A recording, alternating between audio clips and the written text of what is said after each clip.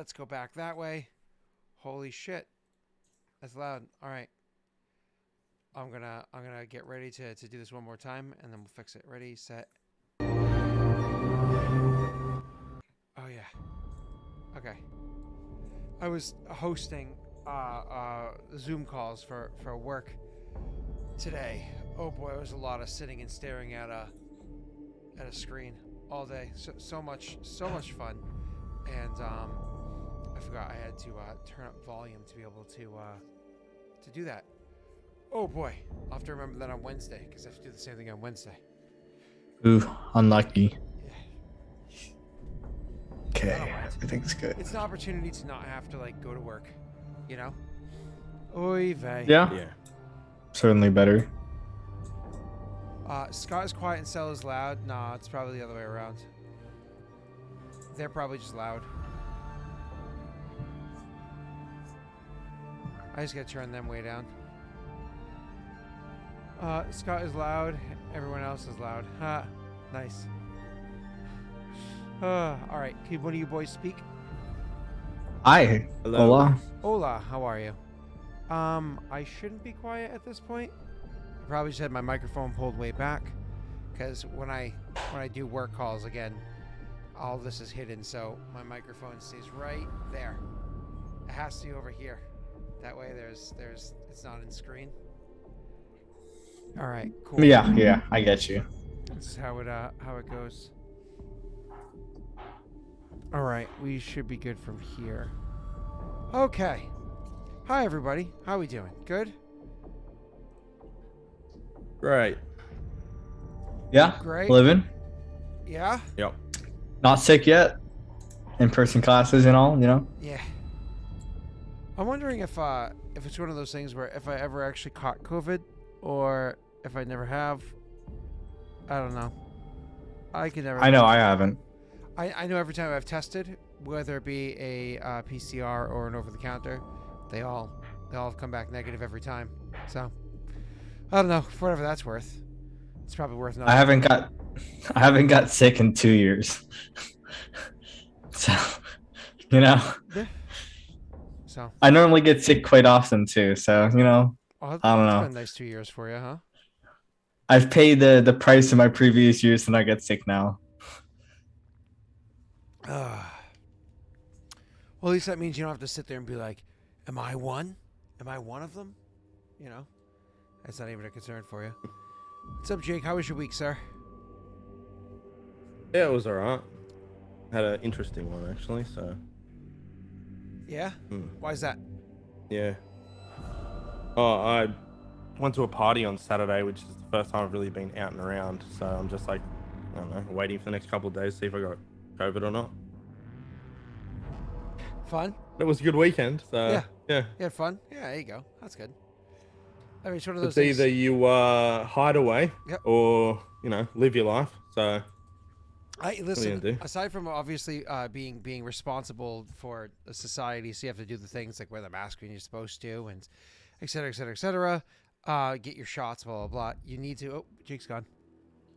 You need to. I'm still here. I'm a cannibal now. You need to be able to enjoy life. My last concern for COVID personally was Eric's wedding. Am I going to be able to have Eric's wedding or am I not? You know, like that's what it all came down to. And now that Eric's wedding is coming past, I am not worried in the least bit anymore. I'm ready to move past it. Health is not going to bother me. I'll do what I need to societally, but for me personally, I'm good. Yeah, Cell is still loud. Cell's always loud. He's just a loud person. All right. I am quite loud. Yeah. I can turn my gain down a bit on my mic. Yeah. Oh, the reason why you're loud is just because I've been fighting an audio issue for a while, and so hasn't Jake. So that's all. But all right. Moving on. To me, Cell, you sound louder than Jake, but not like, oh my god, that is obnoxious. You just sound louder than Jake. Was that the right direction or was that the wrong direction? That's the wrong direction. I got really loud. Oh, did Okay. oh. I'm sorry. Again, for me, that sounds All right. exactly the same. Sorry. I don't know which direction the knob is, okay? Especially because the mic's like Yeah. inverted and upside down. But again, All right. for me, it sounds the same. So I don't know. And All right, is that a little better, chat? it sounds the same to me. Well, turn it up, Viking, okay? So you can tell me. Yeah. You just consistently sound the same to me. And in theory, they should hear what I hear, but maybe I'm just, old and have bad ears. So. All right. Well, I think I lowered it. Oh yeah, you definitely lowered it now. Okay.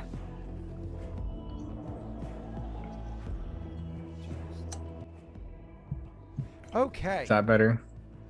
Sorry, moving my stuff makes my knobs move on the microphone. Yeah. I got Is that better? I mean, yeah, you definitely sound quieter than you did before. But again, you didn't sound that much bigger. Maybe I just don't have sensitive ears. You just didn't sound that much different from Jake. And let me just hear myself real quick. You sounded like the other 30 people I was on the call with earlier, whereas Jake I sounded am. quieter. That's all. So. I am quite loud. Is it on the... From what I do over here, from how the stream works, there are 2 channels.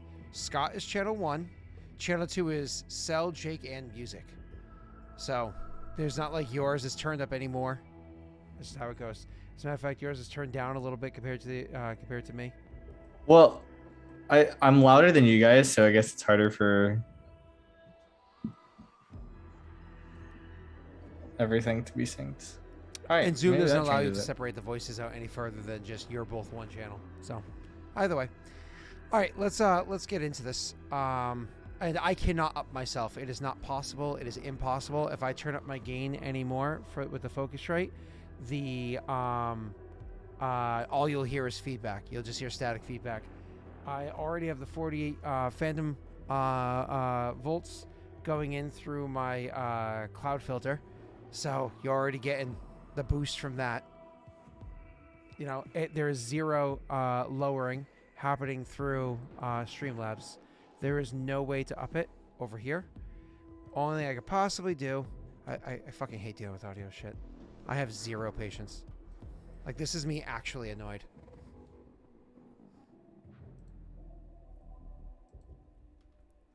This is the most I could change. That's it. And it probably sounds exactly the same, right? All right, I lowered it. Yeah, it sounds a good bit. to me the same. Yeah, sounds exactly the same. That's the only thing I can change. So...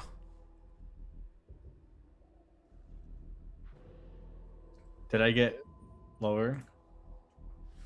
Yep, I got everything that can be turned up without literally breaking equipment is turned up. So... Okay, cool. Well, that should fix it. See, to me, now Cell sounds quiet. So now I have to turn up Cell's volume for me so that he's not too quiet. So maybe you just used to me being so not so loud. No. I just like people a little bit louder than that in my ear.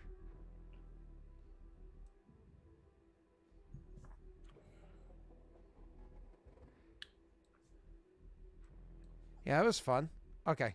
I'm done playing that game. Hi, boys. How are we doing? Good?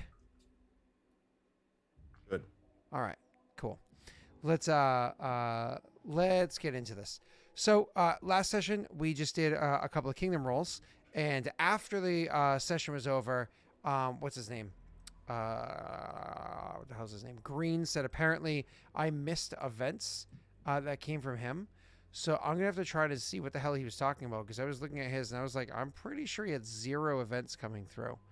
So I'm gonna try to find that real quick. But otherwise, we're jumping right into Jake's kingdom rules. I was hoping to do all 3 of you guys squeeze through a kingdom thing, but Nick last second couldn't show up today. So I was like, okay, well, roll with the punches, and we'll do the session anyways, just the 2 of you doing yours. And we have kind of a special one going for Jake's anyways, happening when he gets to his event phase. So Why do you keep saying that? Oh, I know You've what mentioned Jake. it so many times now. I'm worried. You're gonna have fun, Jake. I promise. I know what it is. I trust you, Cell. All right, I'm trusting you here. When have I lied to you, Jake? That is true. That is true. I've only been honest, okay? Yep. They do call you Honest Cell for a reason.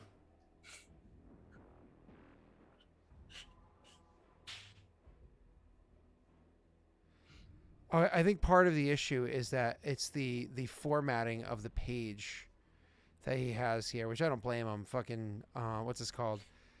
Google Docs is not a fun thing to try to format. So like the formatting for each event is slightly different.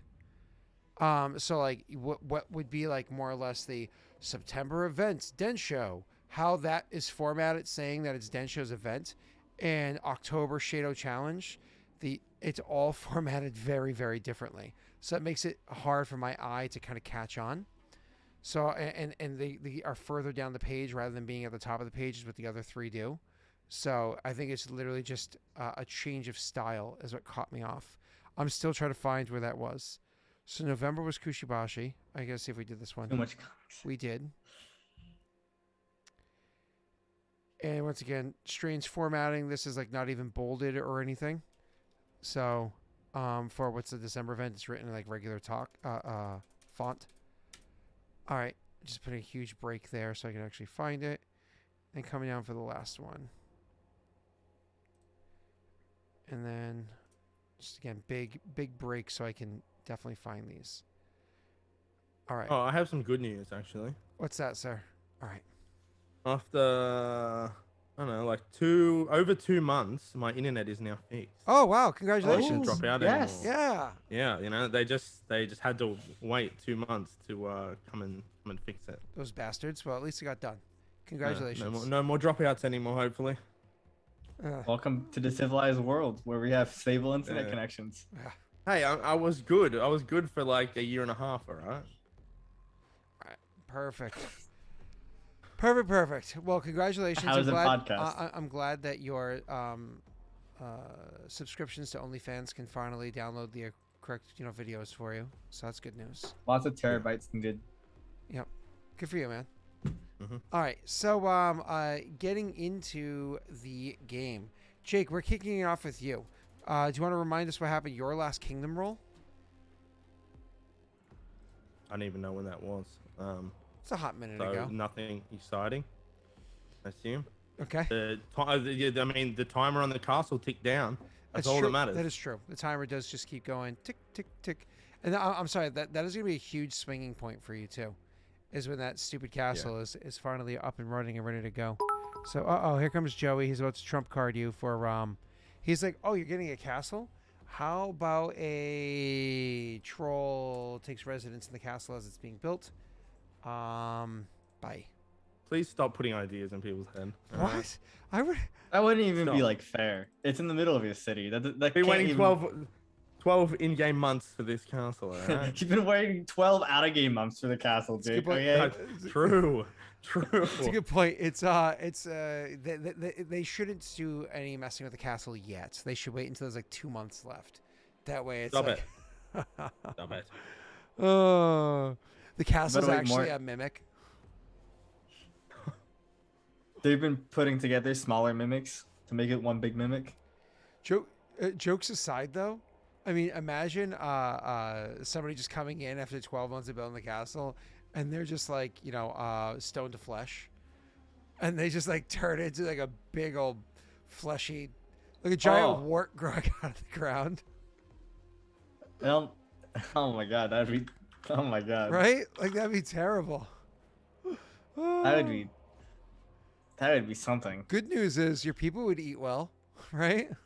Well, I mean, like, how much Yeah. can a stone to flesh spell convert? Multiple This is a true castings. question. All right, so let's get started with Jake's thing. First and foremost, King Jake, is we need to do your upkeep phase. So I don't currently have the sheets pulled out. I'm gonna try to fiddle as we go to get the other screen prepared. It takes a minute to get it set up because we're missing somebody. But let's start off at the very least with your upkeep phase. Do you have your numbers all pulled up? I do. Okay, so your control DC is 40 and your stability is a plus 58. Jesus Christ. Who are you trying to prove something to? I rolled the 18. That sounds Pretty good. That sounds like you absolutely crushed it. Ability 76. Yeah. Nearly doubled it. Wow, that's very impressive, sir. So why don't you go ahead and remove one unrest? Did you have one unrest? I don't have any. Oh, so go ahead and gain a BP then Yay. for being amazing. Where is that picture? Is that picture gone? Oh no, there you are. Boom. Okay, and we can transition now. There we go. Hey, thanks again, Joey. And, cool. I'm going to be able to change the map for us real quick. And, boom. While that map is changing. Jake, after that is going to be your pay consumption. So your consumption for your kingdom is going to be -3 because you didn't have any active armies. Oh, no. Actual consumption I have is a an 9. actual consumption. That's yeah. right. This is the one where you get really screwed from last time's events. And then you can delete the actual... One thing I'll ask, I don't know if it would have came into account or not, but because I have an active army who has the live off the land feat, would that have affected it in any way or not? That army's not currently active, though. Okay. So, because it just reduces what your active consumption is, because that's much higher. So you paid your consumption of 9? Nope, I'll do it now. Okay. That drops you down. Oof, that sucks. So I think you started with 25. You added 1 to a 26. Now you're dropping down to a 17, correct? That's right. Perfect. Okay. After that is going to be fill in vacant magic item slots. Do you have any vacant magic item slots, sir? Let me have a look actually. Snaga, that was a good one, by the way. That's pretty awesome. I don't have any vacant slots. Okay, so then we're gonna move past that one. Modify unrest. There's nothing to modify unrest. You don't have a ton of unrest. Thank you so much, Zalamotes, for the 245 bits. You don't have a ton of unrest. You don't have unrest that you have to try to knock down. There's no other factors going on right now to affect this. So you should be going right now. Thank you, Ano, for the sub. And with Joey doing 120,000, sorry, 12,000 bits, I think it is, and everything together, that's probably already, level 5 Hive Trim is already almost done. Continuing on. That is getting us into the assigned leadership phase. This is a big phase for you, if I remember correctly, Jake. So before we get into the assigned leadership phase, I actually needed to have a quick little chat with you. This is actually an in-game chat with you. So you have been since so everybody understands the significance of why this assigned leadership has been changing for you fairly consistently, or certainly why it's going to be even more this time. Is when you first came back from the north, or even I think right before you left for the north, Densho Verix did something very specific. What did Densho Verix do? Put out a call. When I brought what? He put out a call. Oh yeah, I did put out a call. Yeah. To have all my wayward children and advisors return home. Yeah. So more or less all of the family and your extended family, more or less all of your offspring, they need to come home. They need to return home. So Clan Densho can get prepared. They're preparing to start exploring to the south. They're preparing to really move outwards. The time of Densho just kind of enjoying the fruits of this green land are done. It's time for the clan to blow the battle horns and prepare for combat. So you start calling people home. If I remember, you're only calling one more is coming home right now beyond like the tons of others that have come, right? Yeah, there's been a lot that have come more or less like the commanders and stuff we haven't worried about like on screen, but there is another assigned leadership that is coming in. That is correct. And this new one, their name is not Vex. What's their name? It's Marunda. Marunda. Oh, Marunda's actually not even. No, she's Marinda's not even one of yours, but that's actually not even who I was thinking of. Because which one are you thinking of? I was thinking of Who are we? Because Marunda is for Outrider. I thought you had somebody coming in. Oh, that somebody was replacing Lyra, but I could be mistaken. Who's your son or grandson? No. Vex, but he is a commander and he's like an engineer. Yeah, I think he's the one I was looking for. Yes, Vex. But I think Vex has already been here. No, he hasn't. Yeah. Okay, cool. So, and I know where Vex was. Where was Marunda? Well, Joey made Marunda. She was in the mountains. Up in the mountains. She is actually the mother to Vex and Maratha. Oh, okay. Cool. Well, that's Yeah. interesting. Awesome. So then we're going to roleplay as Vex first. So Vex is, of course, with Maratha being, Maratha being your granddaughter, I believe it is. No, Maratha and Vex are twins, and they're my direct children. Let's find Maratha. I see Maratha now. Yes. Okay, cool. Yep. So we're going to play as Vex. So Vex comes home, and he's there to speak with you. So as he comes into your court to speak with you, who would you have in your court at the time?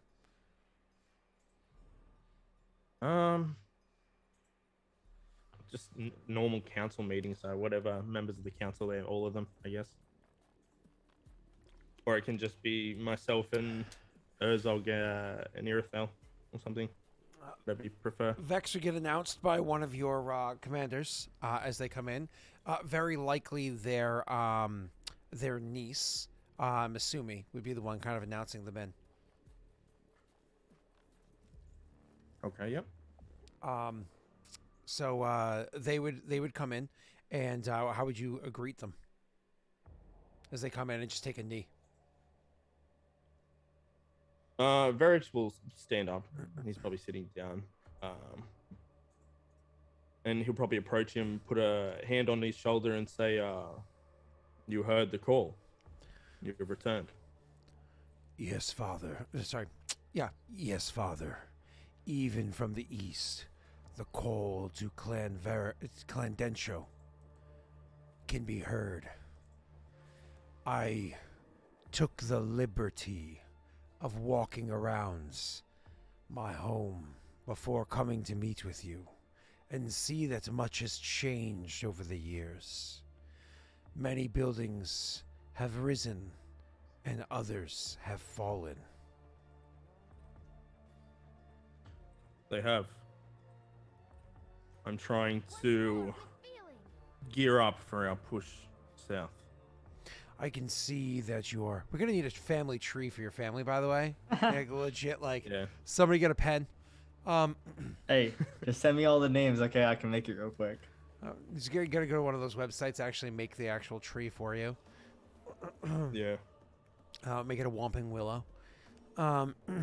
He says, I noticed one structure starting to rise in part of the town. Correct me if I'm wrong. It looks as though you are making a castle. We are. The design, it looks vaguely reminiscent of the Daellands. Who designs this castle? Unnamed Orc number 3. Ah, yes. They should be eaten. No. Unnamed orc number 3. They Here's a name. yeah, you give Tony. yeah, Tony. Fucking Tony. Fucking Tony. Everywhere's. So you like Tony did. He's like they did not do much in design to make Densho stand out and apart from those lands around it. If I may, Father, if it will not slow down construction, can I look at these plans and make alterations to make Densho stand out as a unique nation? Of course. And that's why we sent you east. You'll spend a lot of time there. He nods. And while we're on the topic of buildings, I think the time has finally come for us to make an appropriate academy. We have warriors that do not know how to fight. Our what are they called? Our soldiers are little more than wild grunts, wailing at their enemies, taking bites out of them. But if they were to stand against a phalanx army, if they were to stand against a proper military strategist, they will not survive. We need proper training. I hear the confidence in your voice. Your time away has been rather successful then. I'm ready to lead. I'm ready to lead Clan Densho to victory. And he looks over and gives like a little bit of a bow to what's his name? Urzog, I think his name is. Yeah. Because he kind of insulted Urzog's people. He's saying, fighting the old enemy, sticking to the old ways, but using new war. And Urzog is, because he was just paid respect to, he's his little fragile ego is able to be okay, and so he just kind of nods. Herzog also knew the plan. Yeah. Like, he's the general. He knew why we sent Vex, the Daelish and the Perrin. Yeah, I mean, Vex was sent there before Urzog joined the nation, but still, yeah, he of course understands. He would have been informed either way. Yeah. Of what the hell's happening. So he bows one more time and says, "If I may make just one final request, Father, I wish to not lead any troop until I'm able to train the appropriate troop. Let me build this academy first." Granted. He stands up. Make it a good one. He stands up and looks about and says, "Has Mother returned?" Not yet. Your sister has. He doesn't seem to be too terribly concerned about that. He says, "Then without without the distractions of Mother, I'll get to work immediately." And then, assuming he's dismissed, he'll bow and he'll turn and walk out. One thing about Vex too, and he's the only one probably in Densho, is like, look at his armor. He's a full plate. Mm-hmm. And he is a big boy. So let's see. Appearance. Vex is 6'4". That's as tall as William, but not as tall as Eric. In height, with a bulky, athletic build and pale skin. He has a white mohawk, hair, and a stubble beard. Green eyes, prolonged tusk, ladies. Wink. He stands very slouched. But he hardly stands still and constantly moves because of his energetic personality. His armor is mostly jury-rigged together with bones, leathers, steel, and iron of his own personal design. But And I think we updated that. Yeah. Oh. He's full plate because his class, I think, is, what is his class? It's a barbarian that allows you to wear full Armored plate. Hulk. Armored Hulk. Yeah. Gotcha. All right. Cool. So he would step away, and he's the one that really needed to have the conversation. But beyond that, we can have Moronda would also make their way in to meet with you. So Moronda's the less important one because of the direction that he intended to take you. So she is she's tall, but she's still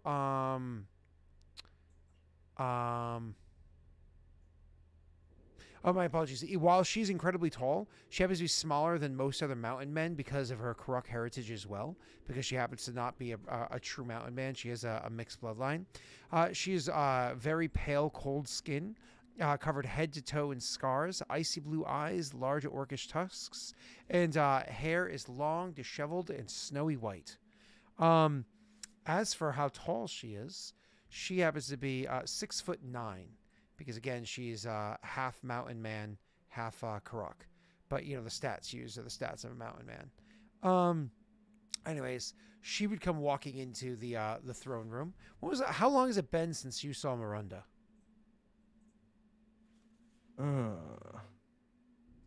Let me see. Did Joey put that in there?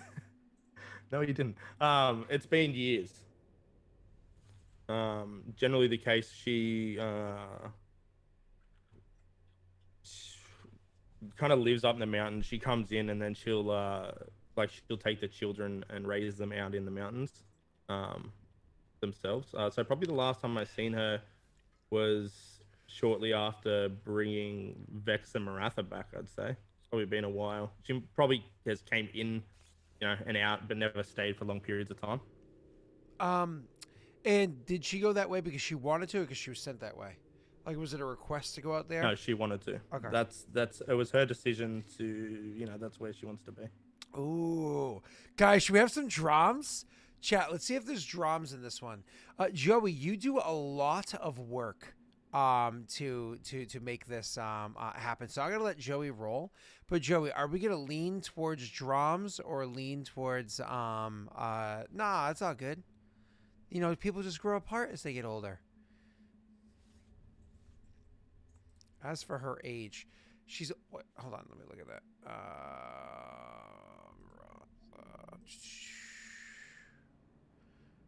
Maratha's 18 and Vex is probably 18 as well, which makes sense. Yep. And she's 37. We are actually close, Joey said. Yeah, but that doesn't mean they didn't leave for she didn't leave for a bad reason. You know what I mean? That doesn't mean that anything like that didn't happen. Okay, so so when Miranda walks in, she walks in, and the first thing she does as she comes in is standing there at her full heights, taller than pretty much anybody in the room. She gives a small bow to the whole room. Then she immediately goes over to Mortifer, and she walks up to Mortifer, and will place a hand on his shoulder and look him into his eyes, who have like a fading color and so on and so forth, and speak to him momentarily in the giant's language of the mountain people, and to have a few quick words with him. I imagine nobody in the room has any concerns or whatnot about this. No, but as Joey said, and as I'm reading, she'll probably have a younger child, maybe like 6 or something, with her. Yeah, most likely. But yeah, so she has like a moment or whatever with him, and then no drums. Okay, Joey, we'll say that 44 gets rid of any chance of drama. After they finish having that moment, she then goes back to where it's an appropriate spot to stand before the rest of the council, and she'll bow again, and say, "You've called me home. Is it that time, warlord?" It is. The moment we have been waiting for is upon us. Both Vex and Maratha have their part to play. And hopefully this one in the future, he says, pointing at the child. But now I need you here. She looks at you. She looks around the room and says, "I have never been described by people of these lands as a small person. Yet nobody noticed me nor my child slip into these lands until I was within a mile of this city. Our borders are defenseless. There are rumors that we can't even keep our own people in line. They don't know where to fight, when to fight. There is no order along the outer rim of Clandensho. I'm surprised head hasn't rolled for this. Who must I fight in combat? Who must die so that I can take the position of fixing this problem?" She looks about the room.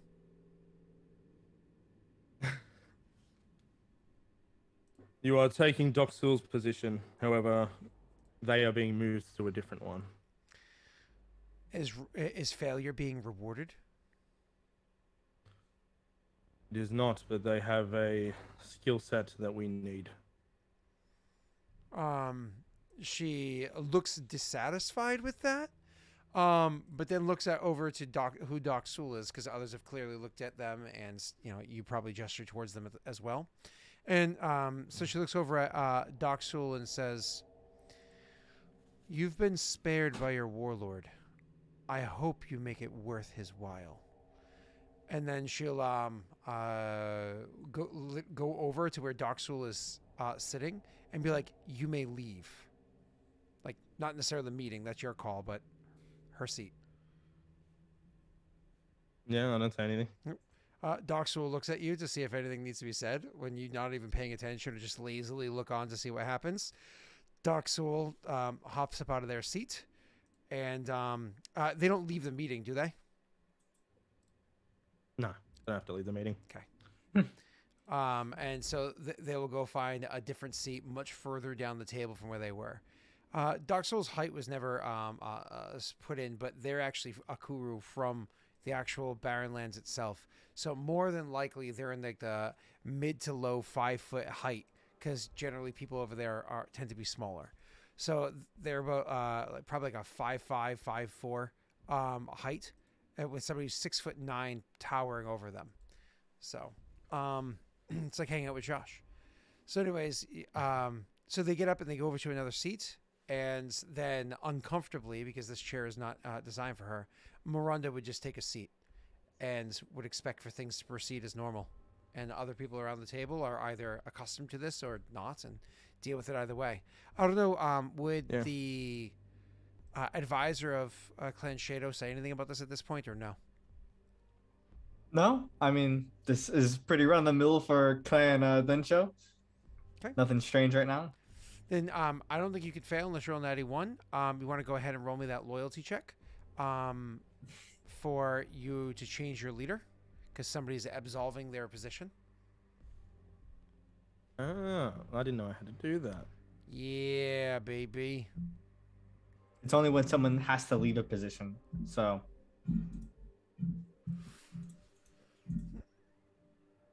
I mean, with your stats, you should be good. Yeah, unless he rolls a 91, he's gonna let me click over so they can actually see the roll. Yeah, you're solid. Good. No issues at all. He's... So all that would do, it's not like you would get unrest or anything like that, because they're switching positions, so you wouldn't get unrest. You would just have the vacancy penalty for a month if you failed. That's all that does. So we're actually going to change your person over there. So this is going to be Miranda. Takes that position. And didn't show. That is Doxul becomes Miranda. And Miranda, I believe, offers a 6 modifier instead of a 4. That's right. Any other leaders changing at the moment?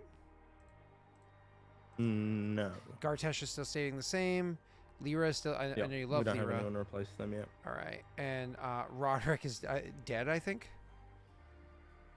No, Roderick's alive. He's he's alive. Okay. Nothing right now. Gotcha. Okay. The vassal state no longer exists. Someone burned it and then blew it up with, some sort of fungus. That's true. That did happen. All right, cool. So that's going to take place of your leadership bit, right? Nothing else happening in the leadership area. So after assign leadership, now it's going to be the fun stuff starts. Claim or abandon hexes. We know you're not abandoning anything yet. So you can claim hexes because of decision you made last time. You're able to claim 3 hexes. We are claiming 3. We're taking both of these hills. And this one here. Welcome, Raiders. We have Messi and Rena both raided. I do want to say something, though. This is the first time ever where Messi didn't just beat Rena. Like, more than doubled Rena on the raid. I'm just saying, Rena.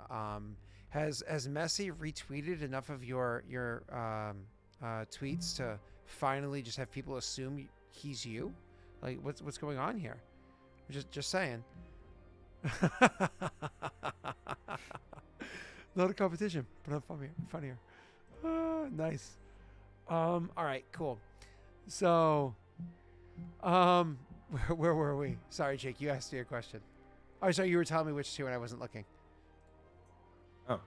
The 2 hills right in there on the Barrenlands, and then that hex there. Sure, absolutely. So you're gonna grab those. So let me do this on this side over here. So we're gonna grab, copy, paste, right here, and then for hills, copy, paste, and paste. Because hills have slightly more site than not hills. Let me just make sure I did that right. This hill over here is dynamic lighting. Should have out 14. And this is... Oh. Oh, did I screw this one up in some way? Oh, okay, hold on. So let's look at cells. Again, it goes 6. And then it has token emanates bright light. Oh, that's weird. 14. Do you guys, all of yours emanate bright light? Am I confusing something? Oh, okay. So, Jake's are wrong.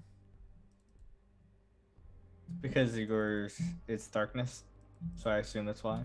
Yeah, that's fine. I just have it set wrong. Okay. Ooh. Because whenever you grab a hill, it always goes much further. Which makes sense. Yep. Hills can always see much further, but I think I screwed up something with this hill right here forever ago. Boom. So it actually expands, but he can see there too. Cool. So that sets that up for you, Jake, which is good news. Awesome. And what's after that? That's the 3. Okay, yep. You claim those 3 hexes, which is good news. That increases your control DC. So if you grab those 3 hexes, you grab what? 2 hills. So that gets you to 1, 2, 3 hills technically. Otherwise, this hill's 2 currently. We have to double check the math on all of your lands because things always get screwed up. And that also gives you 1 more desert, I think. So you have 1, 2, 3 desert total. So let's recount all this, make sure it's correct. 1, 2, 3 hills. And then desert, you should have 1, 2, 3. And then plains, you should have 1, 2, 3, 4, 5, 6, 7, 8, 9, 10, 11, 12, 13, 14, 15. Which plains currently 14, so that's wrong. Okay. So now your size is where it's supposed to be, which went from 18 to 21. Good. Good. Yep. Awesome. After that is going to be, what's up next, sir? Claim abandoned hexes. Now, build terrain improvements. What terrain improvements you going to do? Oh, and did you spend the 3 BP for that? Yes, I will take that off. Okay. No terrain improvements, though. Okay. Oh, the only brain cell. Let him update the money. And then 0 terrain improvements. Ooh. He's like, I have people that do my improvements for me. That consumption just screwed me this turn around. Yeah. No, I know. I'm just busting. Yeah.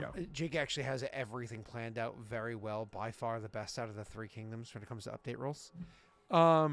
And then after that is going to be, so if not terrain improvements, it's going to be any buildings that you're going to get started on or continue working on, so on and so forth. So let's first go over to Kabe. In Kabe, what are you doing? The stable is being finished this turn, as is the stable is finished. The granary is finished, but it doesn't cost me anything because I have a discount. So hold on, the stable is cost you how much? 2. Okay, so you're taking it out of your treasury right now, and I'll finish the stable. Yep, and I'm also taking the castle out as well, so I'll be taking 7. Okay, castle goes from 5 months to 4 months. Granary. So what Jake was asking me, this is something after the last session. He was like, Scott, what's up with the friggin' discounts between the 2 different rule sets? He's like, this seems wrong. And I was like, oh, you're right. It actually is wrong. Mm-hmm. So more or less because a discount happened on the granary that was never actually applied for the previous rounds. More or less it's, okay, we're just taking the same amount of time, but it would cost less money. He already paid too much to the point where it costs 0 for it to be done this time. So, so you have a granary being added and a stable being added and just 1 tick coming off the castle. Before we do anything else, let's touch on those. Let's add the stable. Stable being added for you, sir. Cool. And then what about your where is it? Temple. The temple Aurorum is covering. Yep. So that is. It's Aurorum and the other group, right? Pay anything. So we're just removing a month. Yeah, it is. Okay. Beautiful. Yeah. Thank you, Gramsy, for that. And then, are you starting any new buildings? Now, that was all just upkeep stuff. So, are you starting any new buildings this turn? I am. I'm starting on a military academy, supervised by Vex. Okay. So, how much a month, and for how many months? It's for. I think it's 6 months. I don't. Do you have the thing open, Sal? Yeah, I do. I can pull. I think it's 6 as well, but it might be 4 for Yeah, 6 same. or 6 for 4. I'm I don't pulling up remember the if it's book cheaper or right not. now, scrolling. Oh, sorry, wrong book, dummy. Hold up Ultimate War Ultimate Campaign or whatever it's called. military. It's 6 for 6. And I get a 3 BP off it because of his trait. So I don't know whether that I can choose when to do that or it It'll just all comes come off out at the the end. end, yeah. So because of an ability he has that removes 3 BP, so you just have to leave a note somewhere that the last month costs less. So Yeah. That's so fine. you're paying 6 BP right now, Yep. okay? And then we're gonna put it down to 5 months. So it's gonna be Military Academy. Is gonna be 6 BP for a 5-month. Cool. That's exciting. Give me 1 second. And we're going to put both these inside black font for you. And then what else are you doing this month? That is it. I don't have the BP for the other stuff. So you have to hold off on the other ideas because of the consumption being so high. Yeah. Okay, gotcha. But you have a military academy being started. That's gonna be a huge boon when it's done. Oh, is your granary? I don't think your granary was added down here. Granary. Cool. And the granary was super important because it was something that you were supposed to have this whole time to be able to house. Yeah. And we didn't have. All right. Anything else finished this turn? No. Just the No, stable nothing and the else finishes granary, this right? turn. Yeah. Okay. Now let's go over to Nochi. Nochi, you have a granary in there with 0 out of 5, and it still has to stay at 0 out of 5, unfortunately. So that completes the the building phase. Beautiful.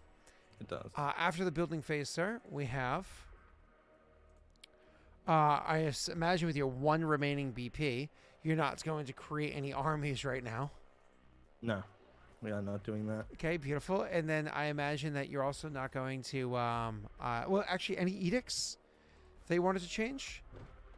I don't know how much you were thinking about doing your hex claims, or if you were like, I'm fine as this.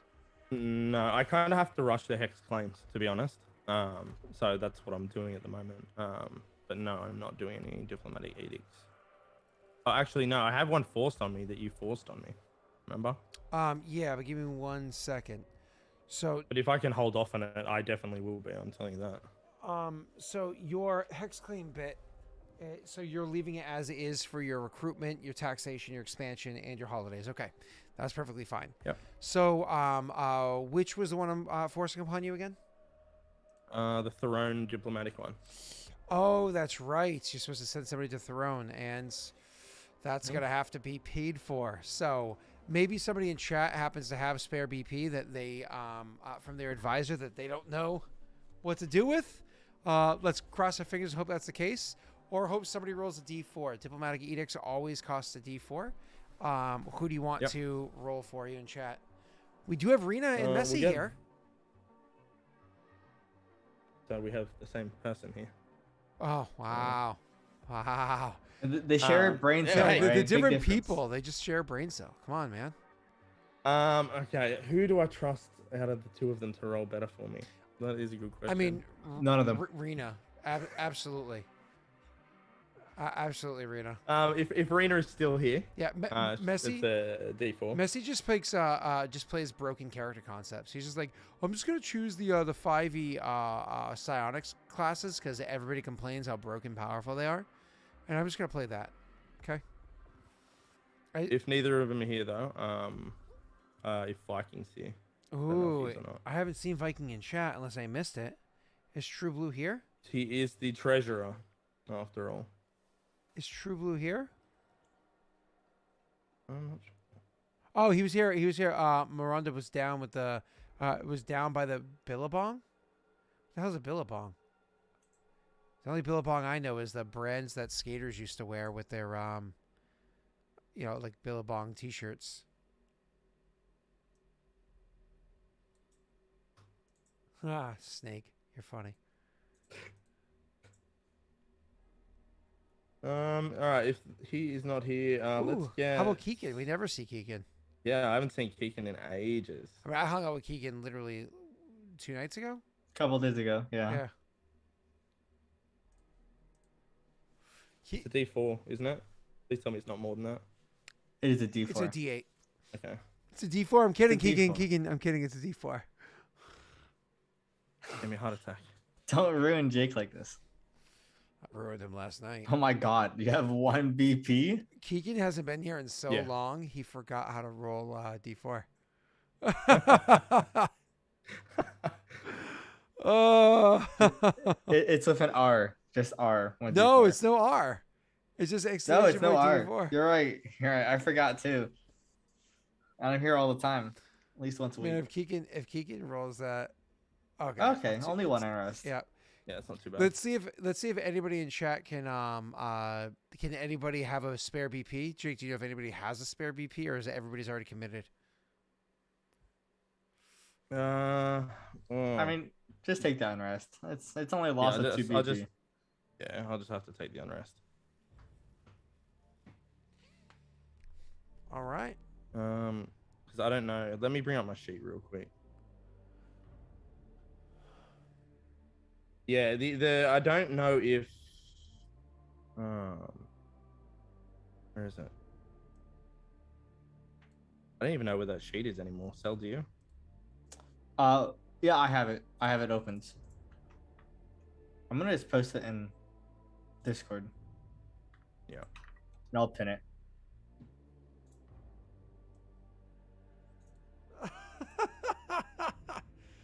Joey, that thing from 34 minutes ago, did you message Jake about that first, or is that a surprise? I haven't received any messages. Oh, God, that's hilarious. You don't have to. Well, let's just take the unrest because people have got stuff here, but I mean, I'm not just going to take one from somebody, you know what I mean?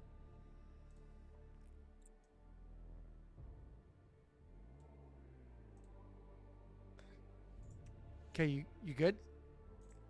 Yeah, I'm going to take the one. Oh, you can't take from them. They'd have to be like, oh, I got a spare one I didn't know what to do with. You can't take from Yeah, them. that's what I mean. Yeah, yeah. You So can't. I'm going to just take the unrest. Okay, cool. All right, so and because it's coming out the way it is, it wasn't money that's pre-planned. I'm gonna give you a small penalty on your actual diplomacy check over there. So we'll just whatever you're rolling will be a minus 2. Yeah. You forced it on me. Yeah, I'm terrible. All right, so which edict were you doing with them? I'm pretty sure it's just the base diplomatic edict. Okay, so just to go Yeah. over there and be friends with them, right? Yeah. Okay, cool. So the base diplomatic edict is not a bad one either. It's actually a pretty decent thing to roll for. It's pretty clean cut. So if you actually go into that tab, you can start looking up the details for it.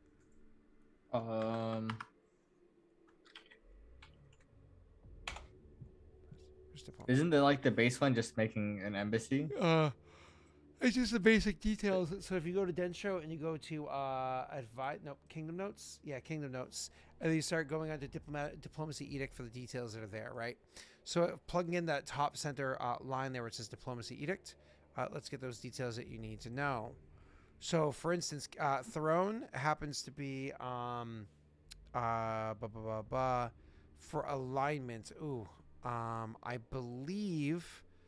Someone in the chat DM me if you remember otherwise, but I'm pretty sure they are neutral. Give me a second. Neutral evil? Now I actually have to double check this. The DC is gonna be modified pretty terribly, isn't it? Because I'm an enemy depends because of Throne. We don't know if you're. This is the thing me and Steve and all that we're talking about. Are you hostile or unfriendly with them, as far as they're concerned? We are. I think it will affect it because you aren't at war. Wow, hi Josh. No, but we are unfriendly Sorry. to one another. Fucking Josh. Yeah. Although they have done direct diplomatic or espionage actions against me. So. Hold on, I got my notes right here. Okay, I got the alignment. Cool. They are for alignment. And you don't want to tell us. Oh, it's going to be seen on chat. Lawful. They're within one lawful step. neutral. Yeah. Yep. But I'm on friendlier throne. I don't know if that matters. Enemy is a broad word. Your spot with throne, I think, happens to be friendly, isn't it, Jake? Yeah. And then you have your fame and infamy involved, and they just have to get thrones kingdom size.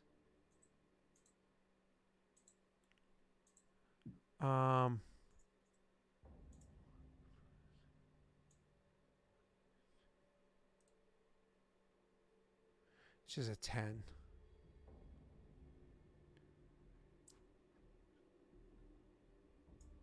Yeah, it's a 10.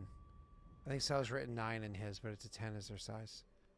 Oh, well, I only wrote what I could count. Okay, as for relationship mod, this is the last part that we were talking about beforehand, because what's his name's miserable. You and the target kingdom both have an alliance with the third party. Have a treaty with the allied kingdom. You and the target kingdom both have a treaty with the third party. You have an embassy with the target kingdom's enemy. You have a treaty with their enemy. You have an alliance with the target kingdom's enemy. Ooh, you have all three of those. Yeah, that we're discussing whether they're outright enemies or just. I don't think they they're stack. not hostile. No. Well, you can have one without the other. Just to be clear, Sal. You can have one. No, without you the need other. an embassy to get a treaty, and you need a treaty to get an alliance. I'm pretty sure you can have an alliance without having No. okay, but yeah, to me it doesn't make sense that they would stack anyways. It looks like it's supposed to progress because that's how 5e magic items work. Plus Well, 2 plus they're 5 progressing tiers anyway. So enemy, I don't think means we're at war, but we are definitely rivals and enemies to one another. I think that's very clear in our semi-open hostility. I think it would be. Yeah, I was gonna say I think it'd be fair to give a +5 to the modifier for relationship because of what's his face. Because he causes difficulties. So the DC is nothing crazy. The DC is a 35. Now the way the diplomacy edicts go is diplomacy check. No, it's also up inside here. I think they expanded on this, didn't they? Or is this just on the special edicts? So you have special endowment, espionage, which you're not doing espionage, festival, recruitment. Nope. So I think it's just basic diplomacy check, as you just said. So we're clicking over here. Oh, hello. What's up, Snaga? So let's see. It's literally you make a diplomacy check. So what is it? The act of making diplomacy checks takes place over several days with the adversary socializing representatives of the target kingdom discussing common interests and the benefits of goals of entering into a diplomatic agreement with your kingdom. Because of this check is not a singular event, abilities and spells that modify a signal roll have no effect on the check unless they last for at least 24 hours. For example, glibness does not affect this check. All right, cool. So, but they don't tell you ones that do because they don't want to give you advice. All right. Yeah, because I asked both Cell and Joey, and they said that I can roll twice on this diplomacy check with Misumi because she has something that lets her. If she has the ability that lets you roll 2 diplomacy checks, then yeah. No. Yeah, that's not for this particularly because you have to imagine every day is a ton of diplomacy checks, so it would not work that way. Because every day is a ton of diplomacy checks. But if you gave her, say, a magic item that gave her a +10 to diplomacy or something like that, it absolutely would if it's a continuous effect of that, right? So, or if she had constant advantage, she would be able to. But it's not like it's one diplomacy check a day. Sorry, that she makes. She makes many a day. Because you're just kind of like looking at the macro. That's why I never allow anything that gives even the slightest amount of specified ruling for a skill check to affect kingdom rolls. You do fortunate ruler as a feat, or is that Jake? I think Jake is that.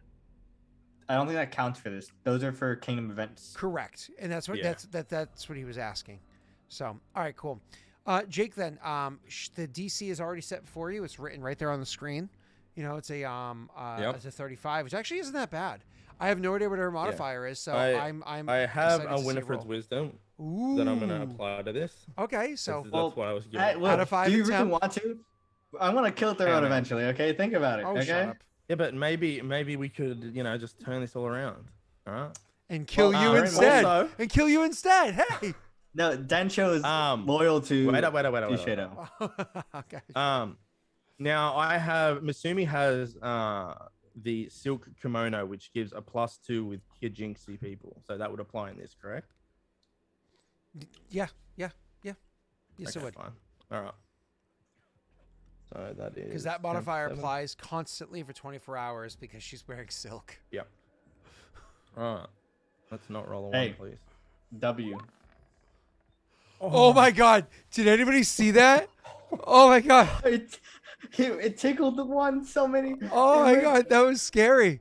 That was. I mean, you only had a +32 with your Winifred's wisdom and the kimono. So I mean, no, that would have been a 33. but Yeah. then you but it's a crit crit fail anyway, as well. so it doesn't matter. Oh, You really only failed on one there.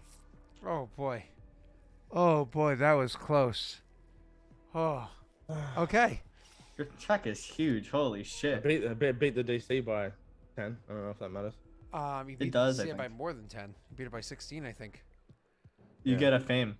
So yeah, I'm gonna read. Oof. I'm pretty sure that's exactly what happens. So I had a mini heart attack though when watching that roll. yeah, that was scary. Yeah, the attitude improves by 1 step, and your king's fame increases by 1. What does it say You may that again? purchase a mansion. Where? It's under the embassy, correct? Yeah, where the paragraph at embassy. If you go one below it, it says it. Yep, it's just in the first sentence. Paragraph on embassy. If you succeed, if you succeed a diplomacy check, you create the embassy. If you succeed by 5 or more, their attitude increases treasury report by 1, which is supposed to be all. To be clear, all diplomacy checks. Even though it's poorly written right under embassy, it's supposed to be for all diplomacy checks. So there, it increases by 1, and you gain 1 fame.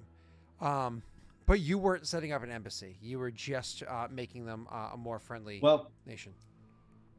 So that's the thing I think we were doing wrong earlier. Get sleep, Ano, and I hope you have fun plotting that game out. Is that the diplomacy thing this is what the diplomacy is, right? Embassy, treaty, alliance. There isn't just like there is a generic diplomacy check, absolutely. Is there? Yeah, of course. If you just want to do diplomacy to get them more friendly towards you without you having to promise to them a chunk of your own land and whatnot, you absolutely can do that. Because it makes future diplomacy checks easier. That's the reason why you would do it. It costs only 1d4 and makes the other things easier without having to make promises. Yeah, it just doesn't say it, but I get what you're saying. And the other thing too is that, again, with those embassies and whatnot, if you fail, there's penalties for it. There's like negative sides. So I only don't like their own because I failed a diplomacy check. Never forget that. Exactly, right? So, and that wasn't even an embassy one. That was just a generic one, same as this. Yep. So Jake, your attitude with them, make sure you step that up from friendly to helpful. Yep. And yeah, that's great news. Increase your kingdom's fame by 1 over on your sheet. So your overall fame increases by 1. Probably for under events that would take place. All right. After that, Jake, sir. Any no other edicts or anything? You're gonna move on to the income phase. Yep. Cool. So, we're gonna make withdrawals. I imagine you're withdrawing nothing from your -1 treasury. I am not withdrawing anything. Okay, because your treasury is a -1. Okay, and then you are also going to. Where are you? Sorry, I just clicked away. I'm trying to find it back. There you are. You're not going to make any deposits, are you? Nope. Okay. Then are you not going to sell any expensive magic items? Are you going to try to? Nope. Are you going to try to force any magic items through your kingdom to sell them? Nope. Because that's one of the cool things too. If you guys, as adventurers, found magic items or crafted magic items, you can actually sell them through your kingdom, either for the benefit of the kingdom or yourself. And finally, it's collect taxes, baby. All right. So it is important to note that Ash, about 9 minutes ago, clicked BP. So I need the both of you to add 1 to your viewers under bonus BP. So whatever it said beforehand, make sure you add 1 more. Sel, do you have access to Nick's sheet or no? He stepped away. I didn't know if he could hear me. I could just find it.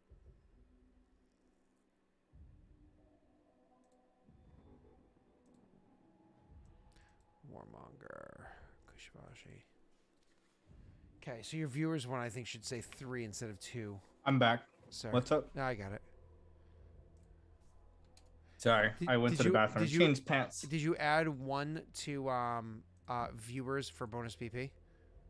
Me? Yeah, because Ash did it about 10 minutes ago. No. I just got back. Okay.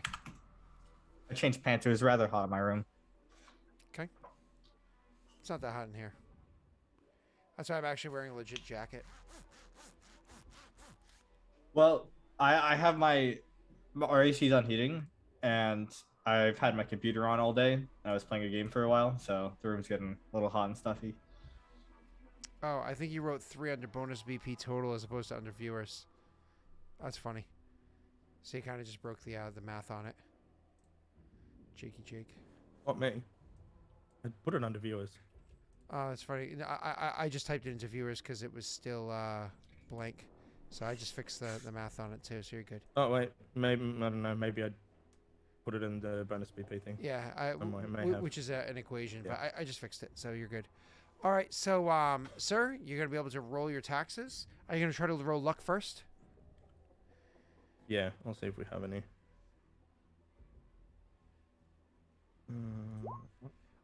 Nick last second couldn't make it. He just messaged us. His SO was not feeling well, and he wanted to go and be a good boy toy and take care of her. So he is with her. In the taxes part, under the input value mod, is that luck or is that from the viewers? Where it says bonus BP, is that what you're talking about? No, as you're going through the different things, there's one that just says mod question mark. The mod should be the it's weird that it just says mod question mark. Usually it says luck. You know what I mean? So now I have to click on it because I have no idea what you're talking about. It says tax collection. You roll that. Clan Densho. Economy, Clan Densho. Yep. And then it says luck is what it says for me. Okay, it says mod for me, but if that's luck, I'll put that in as 2. Then it should say taxation, which one it is, and for your clan, I think it's currently heavy. No. I've got the wrong thing, that's why. Oh, gotcha. I hit tax collection, but I hit upkeep, which that was a good roll, which is annoying. Yeah, so that's what I rolled. 2. He rolled a 17, I rolled a 3. Maybe you can split the difference and get a 20. Bonus BP is 3. If you roll a 1 or a 20, it complicates things. Yeah. All right, let's see what he gets. Oh! Is it good? Oh my god! Oh shit, that's plus 10, right? Yeah, so we got to do this math over again. So 20 is actually 30 plus 53 plus 2. So 30 plus 55 is 85 divided by what? 55. 85 divided by 2.5. Yeah. 85 divided by 2.5 plus what? 3? Yeah. Yeah. And I gotta just roll. Holy shit, Jake. You're going to be at like 40 BP. That's 37. Oh. That's an extra 4 BP, Jake. That's fucking huge. That's great. I'm no longer economic hegemon. Actually, I still have a higher econ than you. So I got 36 now. Yeah. Holy But you crap. have a better tax divisor than I do, so you get a lot more BP. Jake, that solves like all of your problems. 3, isn't it? Yeah, it does. I need to roll like not actually, shit on mine. Fix some stuff up. Yeah, like that was that good roll, not just because the plus 20, the natty 20. That good roll. Yeah. Just so when I say solves all your problems, by that I mean like all the problems from that horrible event that turned your -3 consumption into a plus 9. 9. Like that more or less just compensated for like if you had the 9 that you lost, you got back is what it breaks down to. That's amazing. Kudos. Benefits of being friends with Throne, I guess. Nice. Fuck you. Nice. Oh, that's so cool. I love it. Oh my god, oh, I'm sorry. I'm just like really happy for you for a second. That's Yeah, so cool. yeah, that's good. I'm looking forward to when Nick finally just starts making a bunch of wooden cities instead of stone He needs to ones. do that. His he needs to get all like get rid of all the shitty advisors, all right, and put in his followers and that are like built. Yeah, but he hasn't built any of them really. I don't think. I think he's been kind of dragging ass. Listen, all right, It's been like you know 6 what? months of dragging ass. I'm gonna at Jake. I'm gonna at him. All right, I'm gonna make you a bunch of followers. All right, he needs it. Mm, It'll make his kingdom like 3 times better, and that's not even exaggeration. just Yeah. it'd be like, Nick, you're on a call with me. You're not hanging up. All right, cool. So let's see. Let's keep going. Where were we? Wow, that was so fucking cool. This brings us to the event phase. So we have kind of a special event phase before I think I have a denture one here from Norway.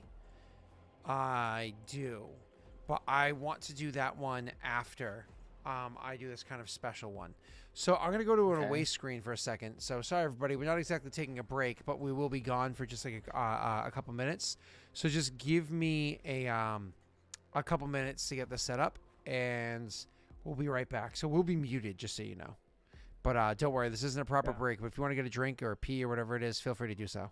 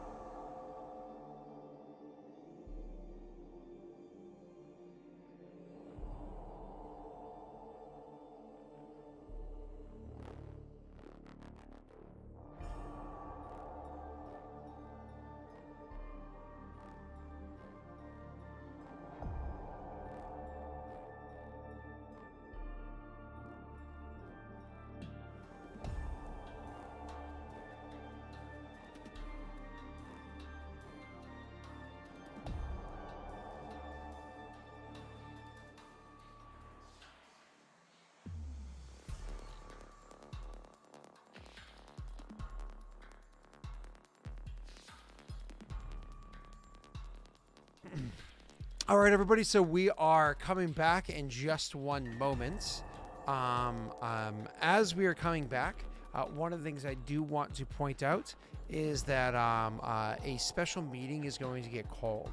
What's going to happen is Irithel is going to call to Warlord Varix, and he's going to tell Warlord Varix that he's requesting an audience with him, and one of his spies is going to be coming in.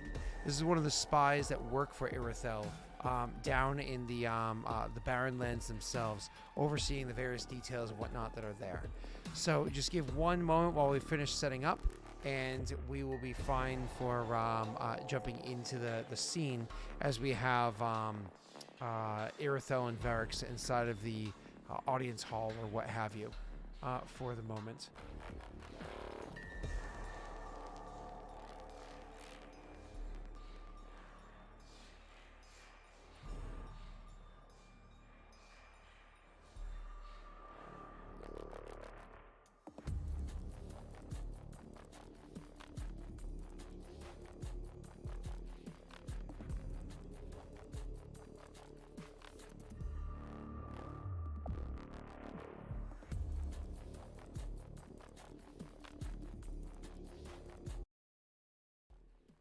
All right. So as I said, we have Irithel is inside the audience hall with Warlord Varix.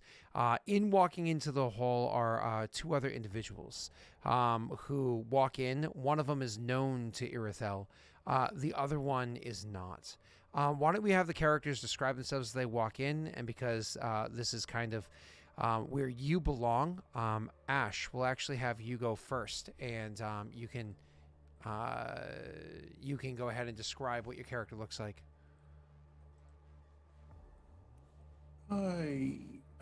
He's a fairly short, thin man with a very large robe on, a cloak from head to toe, with the hood kind of pulled back, revealing his hair.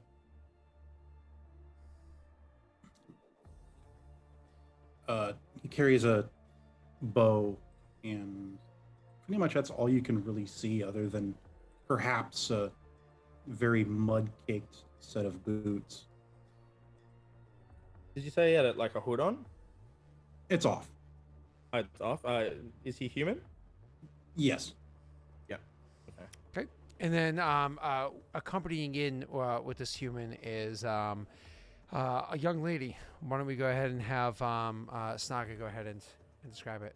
Well, we first, so you see like a young woman, but she is, which kind of throws you off. She has like leathers and fur, but she's also cloaked, but with her hood up, but it's a Triaxian cloak.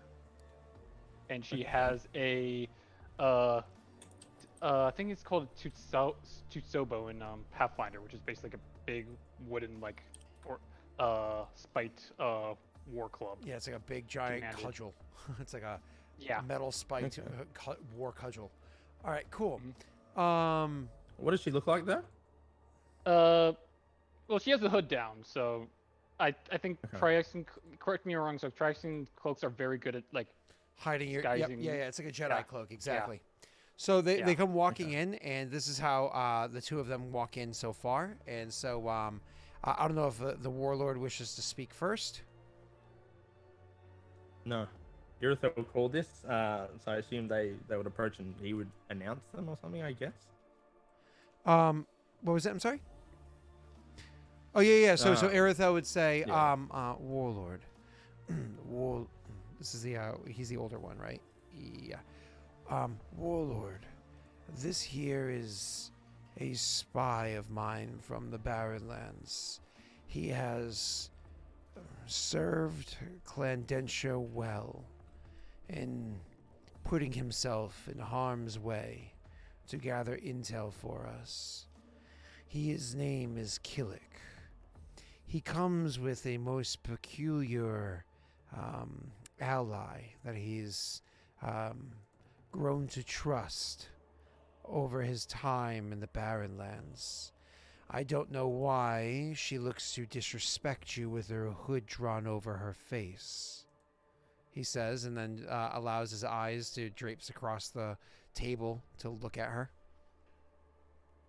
She basically kind of grunts. It's like, and then basically reveals her hood. And when you see her, you immediately think she is Gultma, actually. Like she almost looks uncannily like her, but younger. She's basically she is let me pull up because we actually have character sheets from these from a while ago. Let me pull up that for a second. It's actually one in this campaign. Yeah, but I didn't copy the Text. description. Yeah, the text. So let me pull it Some up. would say a picture's worth 1,000 words, Joey. I mean, yeah, but I can't. Actually, can I? No, I can't. Drag it. So basically, a young basically attractive Kuru woman standing at 5 foot 5 foot tall, athletic build. She basically dark black disheveled hair, tan skin, and basically predator-like amber eyes, with like fiery passion.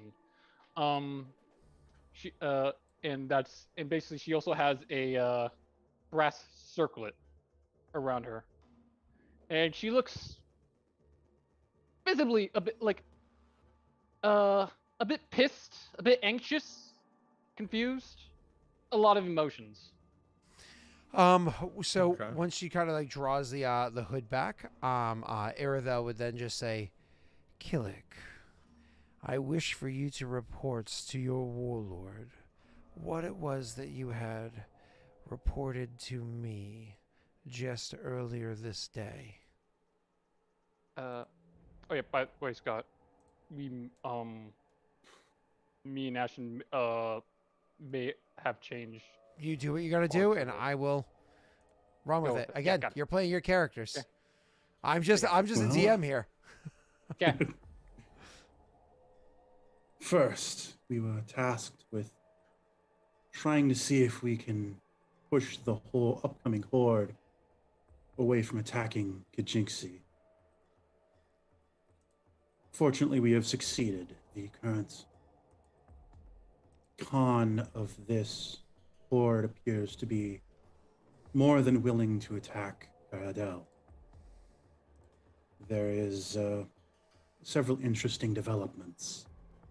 Paradel has been coming in from the west and delivering coin and disrupting the honor of quite a few clans in the southwest, which the Khan is not particularly happy with.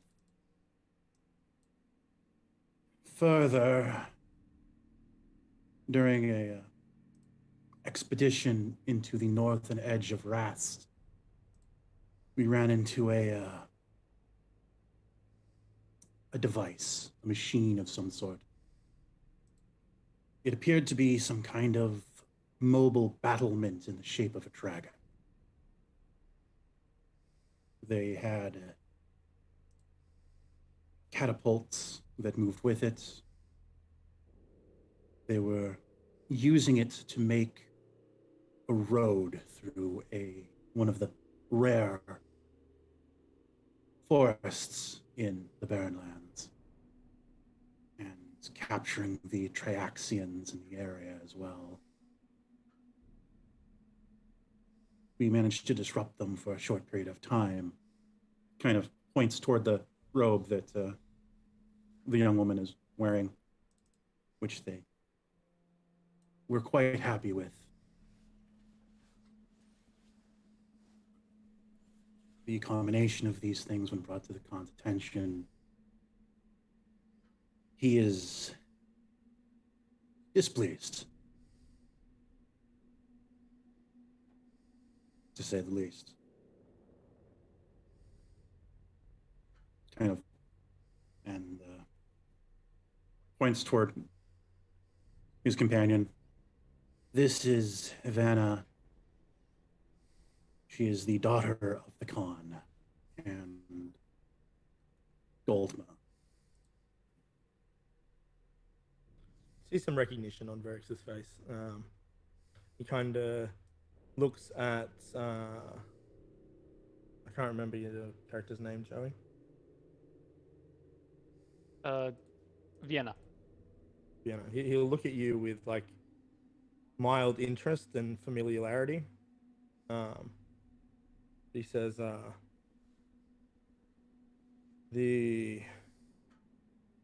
is good news that you have dissuaded an attack on Kijinxi. But tell me more about these mobile battlements. Unfortunately, From Paradel? yes, Paradel. Currently, it's in Rast. I do not know if they've made anywhere else, but they left behind small cities. It was looked to be designed to build an actual road with stops. They had where they were planning to build a road to. Well, the one we were looking at looked to be heading toward the eastern division of Paradel through the southern edge of the Barren Lands. But if this thing was proven successful, then where is the limit? Exactly. They seek to colonize our homeland. Verix just starts to laugh. And they're succeeding.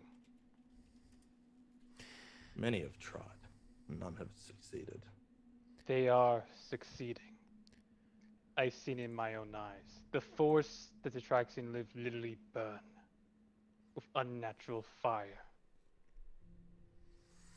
This, they, he hasn't. You haven't heard the most confusing part. They are literally moving a city through the Barren Lands.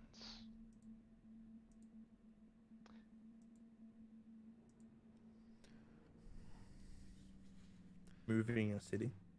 An entire That is city. This is the part that leads me to want to have a follow-up, to send more, to go and investigate what this is, but please, you two, continue.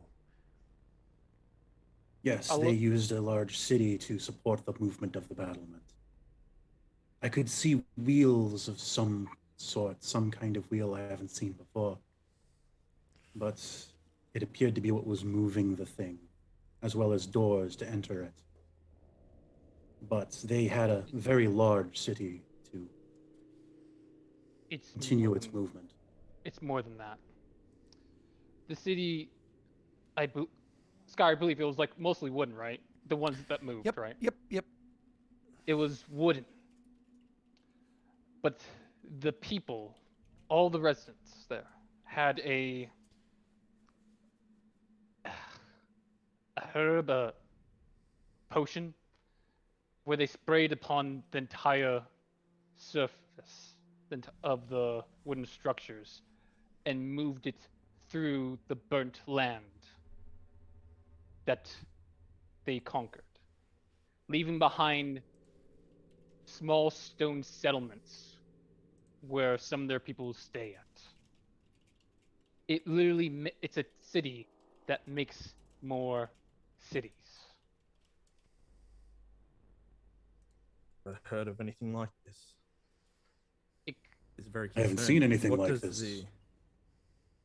What does the Khan think of this? The Khan? Yes. We didn't stay long enough to get his opinion. Figure out my Surely father. the tribes of the south The would be interested in this. I say they would have wiped quite a few out. It is Not yet. They haven't gotten that far north. They are mainly focused on the Triaxians. Have you no? Quick question, Warlord. Ashenwalk. Have you noticed any Triaxians moving up here? There have been Funnily those enough, reports. I had Yep. yes, from Shadow. It's because they're being pushed out. Draxians don't venture north. We know this. The north is ours. There are people in the south in the forest, but they're being, but Consumed. and if they have no home to go to, they'll come to our land, and they'll fight us because they have nowhere else to go, causing more tensions than the Barren Lands. Because there wasn't enough of that already. The people those you encounter are not just wanderers looking for a fight or causing misdeeds or trouble. They're literally refugees. We see many here, many refugees. Irithyll actually shakes his head, but he won't interrupt you, so he'll wait until you finish if you were going to finish. Seeing Irithel shake his head, I'll acknowledge him. Warlord, I don't want it to be misunderstood, but we have here the daughter of the Khan that is pleading for the safety passage of Triaxians. This is most unusual. It's more than just refugees. It's far to the south and far to the east, so certainly not a problem that is immediately our own. And certainly I do hope that every fucking Dell burns and is eaten by our brothers and sisters in the Barren Lands. But it will inevitably be our problem. And if this device is something that could be used, who's to say they wouldn't make a second? Or a third? I agree, Irithel. I think this information is of the utmost importance, because inevitably, if they do manage to make it through the Barren Lands, they are on our doorstep. And with current events, maybe sooner than we think. If- Irithel. If I may, they were keeping the Triaxons they captured in cages. Kennels. Didn't matter what age Like they were. animals. And they'll put them, and when they had to move, they'll put them in carriages to have them keep up. What are they doing with them? Inclame, probably. That's usually what We they were- do. We were only there for a couple of days and released most of their current prisoners. We we missed, freed- I think, one. We freed some of their leaders.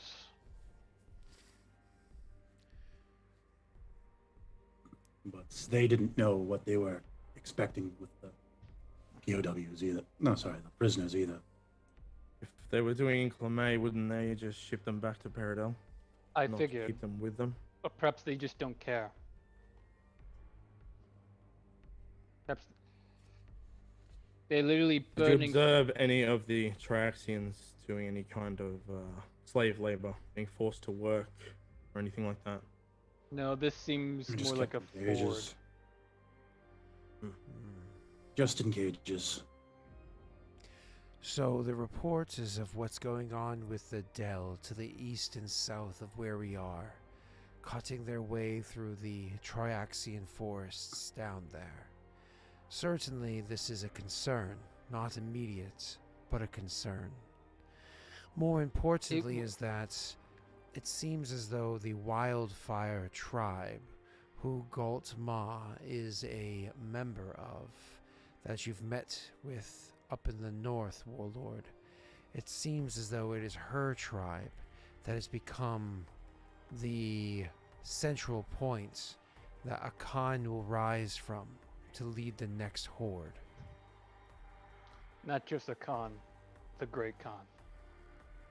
If I may, he has already managed to get the allegiances of a half dozen other clans. Tribes. Tribes rise. Sorry, tribes. Tribes. Tribes rise and fall in the Barren Lands. half dozen could be as few or as many as one. But the fact that he's able to sway the people is a bit of a concern. Does he leave their leadership alive, or does he kill them? This was trial through combat. And at this point, last time I counted, the tribe was at over 1,000. Nods and looks over at the warlord and says, "These are the earliest phases. This is when the horde, as you know from your grandfather, is at its fledgling stage. It's young. He can't even convince the leaders to bend a knee, simply to die by his hand. Their numbers are growing, but it's not unsustainable yet." My father, you should not take heed to this, Ashenor, because this is important. My father's no fool. He is older than most chiefs would be. By all rights, he should be dead by now. Challenged, killed, but he keeps going. He has used experience as his weapon. He's, what, around 40 or 50 years by now? Yeah, I saw him single-handedly fight against 5 young, strong chiefs in the Barrenlands. And he killed them all, almost like they were nothing.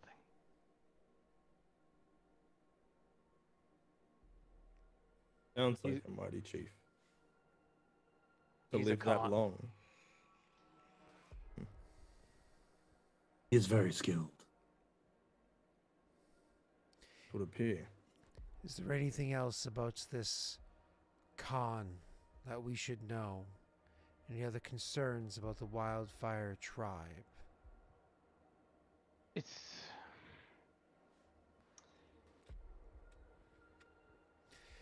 I have already received reports about the different details of what you did on your travels.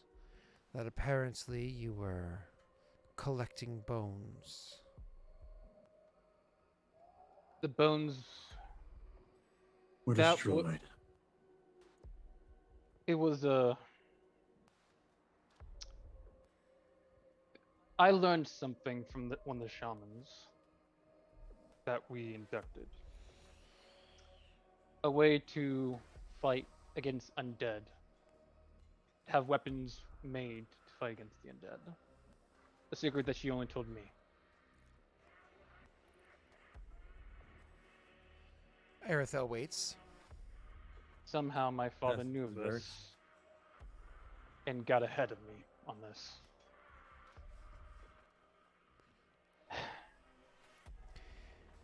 Listen, young lady. You don't leave tantalizing hints towards important secrets of survival. This was brought up for a reason. Is it survival? That almost sounds like a threat. According to one of the shamans, the bones of those killed by the shadows in the Barren Lands could be used to make a weapon capable of hitting them. Unfortunately, we could not test this,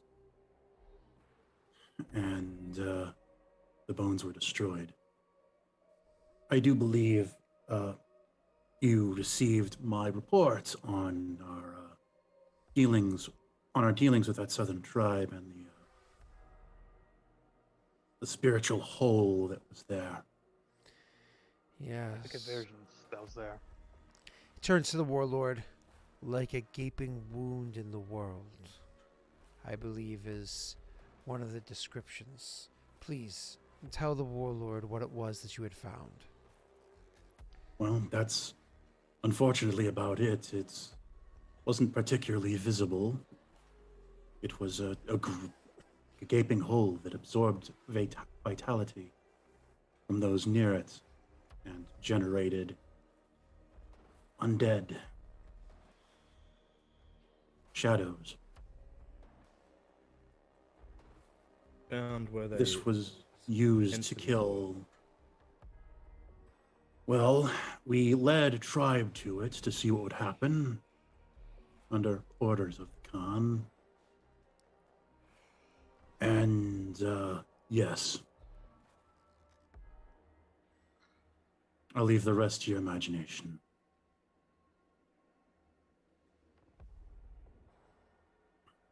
He looks at I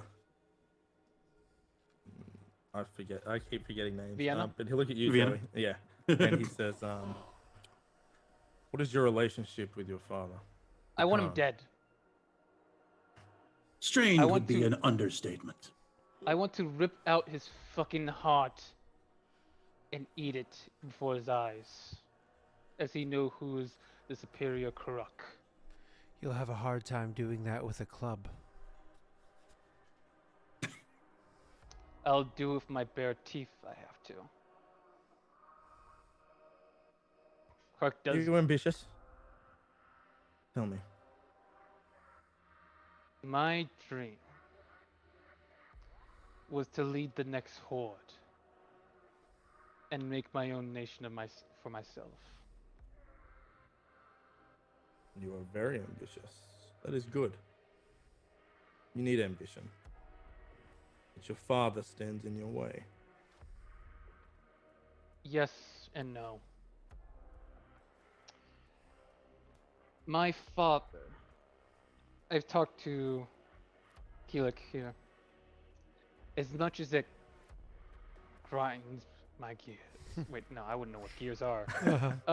It's a Peter Griffin. Teeth?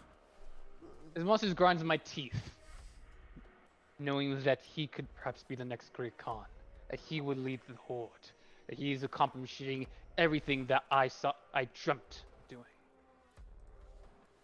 I also know that I'm too young, and too lack experience, and I also know that I should wait and let him build the foundation first, and then when the horde's ready, kill him for it.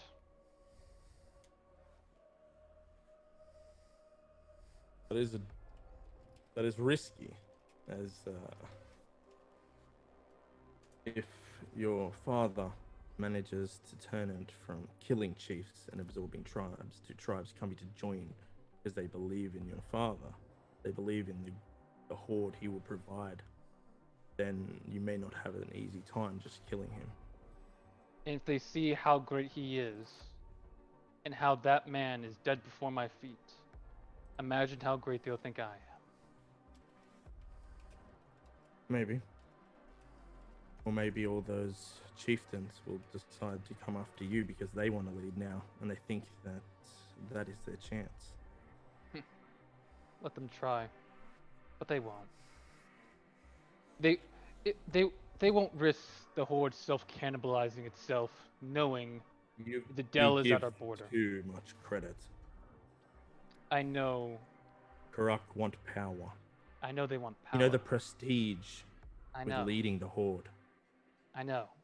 That's why I need to build my own name. I can't just be the Khan's daughter. I can't just be someone that they never heard of. I have to build my own legend, and that has to be away from him. Away from tribes that he would potentially absorb. That's why I came here. Oh?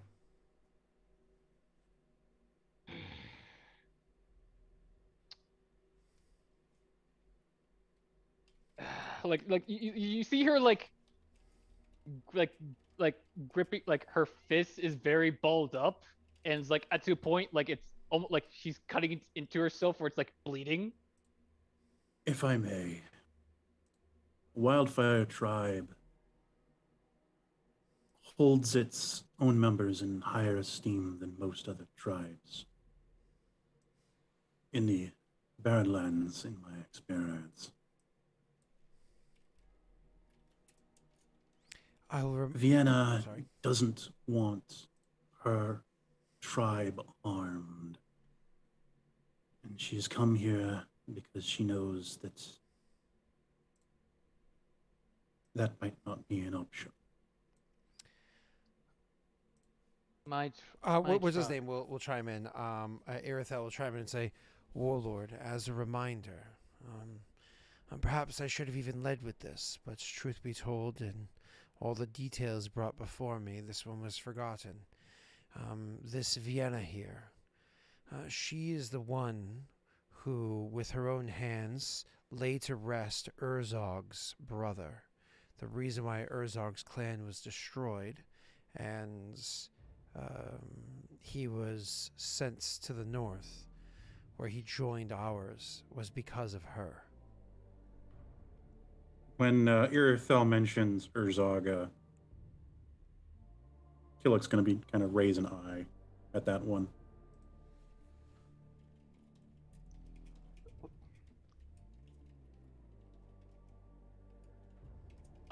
You're responsible for our addition. Urzog. I do not know who he is, but do you refer to the Spearhead tribe?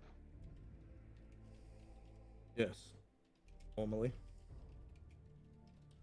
It almost feels like years ago.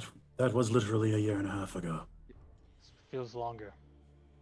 I came there with only...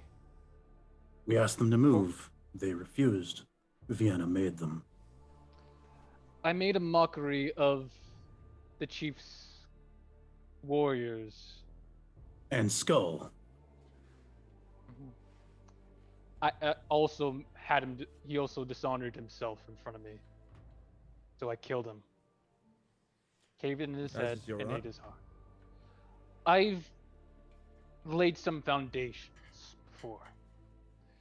I made my name known at the lake closest here in the northern regions, and many in the Wildfire tribe know of me and respect me, and believe I could become the next Khan. It's more experience I need. That's why I come here. And like again, she balls up her fists, and she very begrudgingly gets down on both her knees and puts her head down in a very deep bow.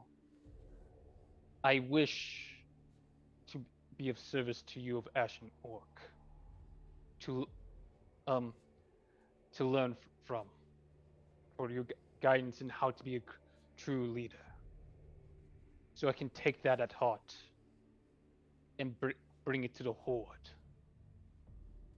and take my place as the Great Khan. Varix will get up off his chair and he walks over to you and he grabs your shoulder with one of his arms and he like pulls you up because he's strong, put it that way. So he pulls you up onto your feet and he says, first lesson, asking for help is not a sign of weakness, but of strength. Not every chief, not every Khan has every skill needed. That's why you need to surround yourself. And he points to Irithel with those that do those that which you can't. Like she listens to you. Like you see, like she's still pissed off that she did that. Yeah. But you could obviously tell like that actually resonates. Like she understands that. Yeah. He lets you go at that stage, and like obviously you have your footing.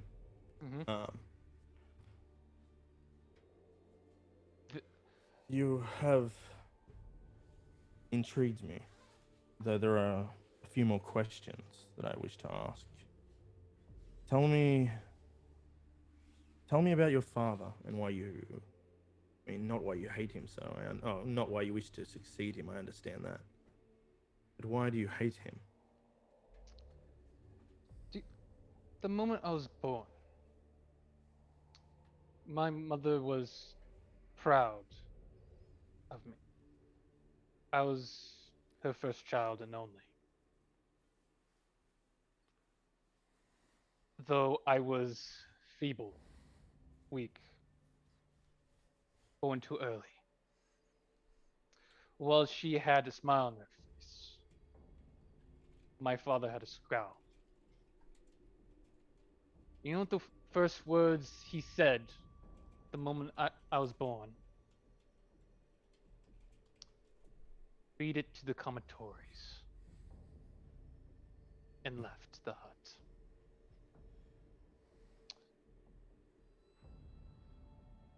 He wanted me dead the moment I was born, because I was no use. In the eyes of my father, everything has a use. The bare minimum is food. I wasn't even worth enough for other corrupt to eat. Was he chief then? He was chief then. We have had a very awkward family relations since then. Do you have other siblings he holds in high regard? No. I'm unaware of other siblings, if I'm honest. If I was his first That is child. unusual. All I know is that I'm the only child, only living child. If he had ones before, or ones, I do not know. Or the only one that None he of- accepts as being his child. It is possible he is barren, as happens to many people in the barren lands due to the lack of consistent food and water. Maybe it was I just thought so myself, Irithel. maybe it's just Galtma's offspring that he wanted to claim as his own. My mother is a talented head shaman, but that doesn't make her more or less special bearing a child. It's less important about who your mother is, but who your mother was. If your father is a fraction of as intelligent as you claim him to be, then he might know her historical significance in Kajinxi. And if he intends to attack Kajinxi, having a clan leader at his side would have a significance in turning those that look to the old ways against those that are their enemies in their courts. It's so much more than just being a shaman, for whatever that's worth. She like there's a visible like confusion on Vienna's face. It's like, my mother, she is of Kajinxi, but she's not. She's no leader from there. She never held a high position, but she does technically now, if with a dead clan. She, like, still confused. She, yes, she's, like I said, from Kajinxi, but she never spoke of anything about being part of a clan of significance, of what you call clan. And just because she never said it, it must not be true. She's the one that introduced herself at the winter thing up north. Isn't she, Irithel? Nods. A place you could only go by invite. She introduced herself as being from Clan Adlan. She never even told me where she was from. Like the name. My mother, you must understand. It's true. What I do know is she does have a very bitter past with Kajinxi. But if you think it's hate, that's not what it is at all. I never got that she had hate for Kajinxi. Well, They implied that that she would go to Kajinxi to conquer it, as Eothel said. That was not what he said. He was Well, trying to say that if your father had her at his side, then it might be easier to convince those who wish to follow the old ways here in Kijinxi to follow him, because he has an active member of the clan. that's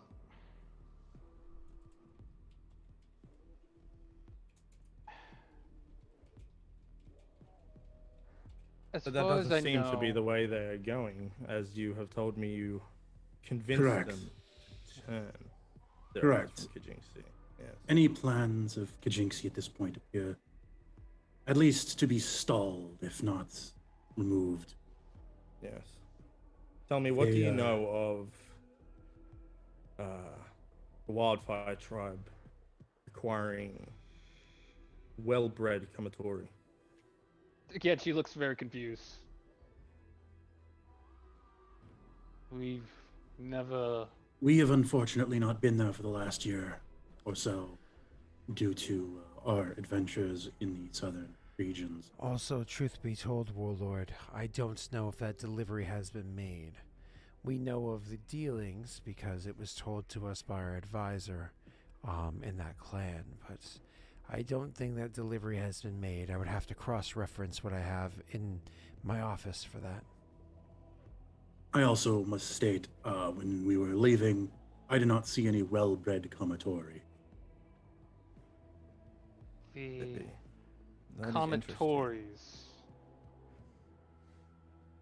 The Commentories hold a special heart in Wildfire. They're a bit more sacred. Though very few and rare that we will permit.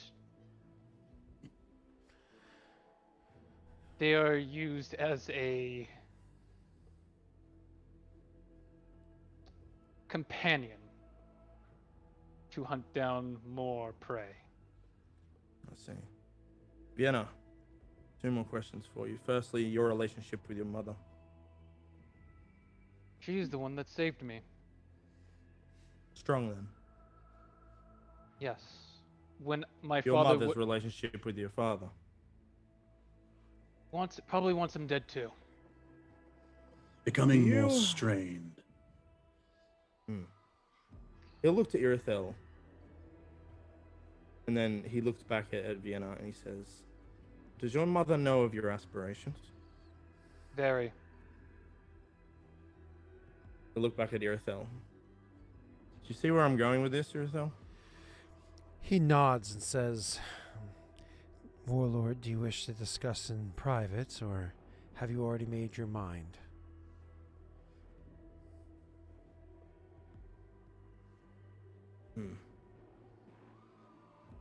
I have a good idea of what I want to do. I think all of our thinking is along similar paths, Warlord. But for this to work,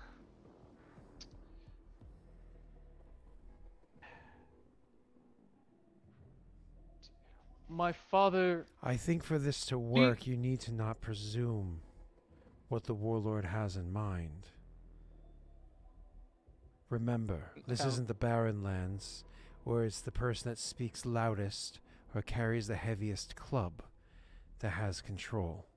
There are laws here, there is order, and there is respect that must be both earned and given. And in this scenario, you must make sure that you respect this Warlord. Are we speaking as Karuk, or speaking to servant to master? You are here before the Warlord of That Densho. was the Ashenoric. Yep. By the way. But Irithel speaks up in place. You are here before the Warlord of Clan Densho, and you will respect that position. Understands that as long as you are before the Warlord of Clan Densho, you will respect that position. And while there is a degree of tolerance as you're learning, that tolerance will get more and more narrow as the days and weeks pass. And I do apologize, Warlord. I believe I may have spoken over you. She like fully ignores him, just looks at the Ashen Orc for his own reply.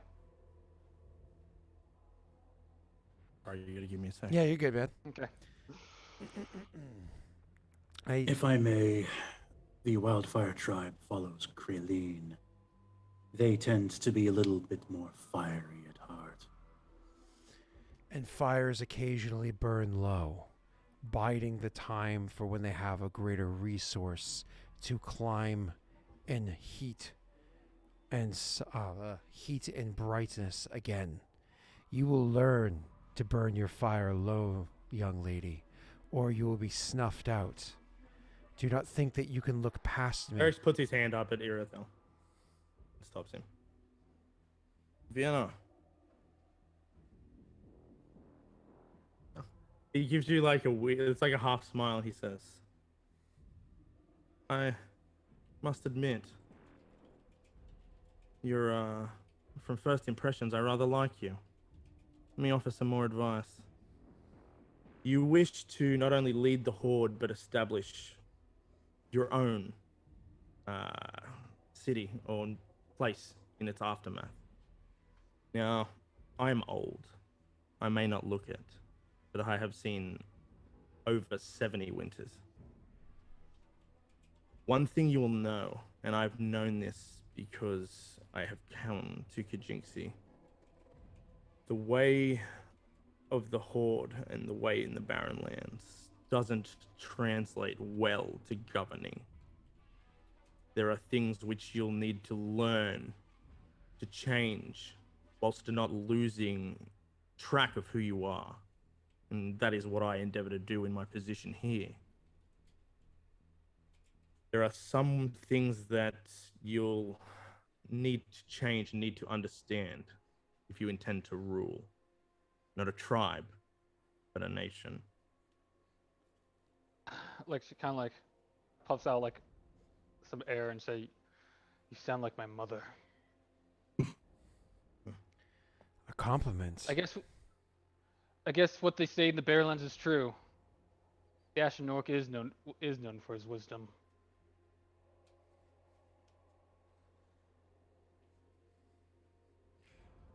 You get a smile out of Eric. You know, he like always likes when people compliment him. But he says, yep. I think we must talk more.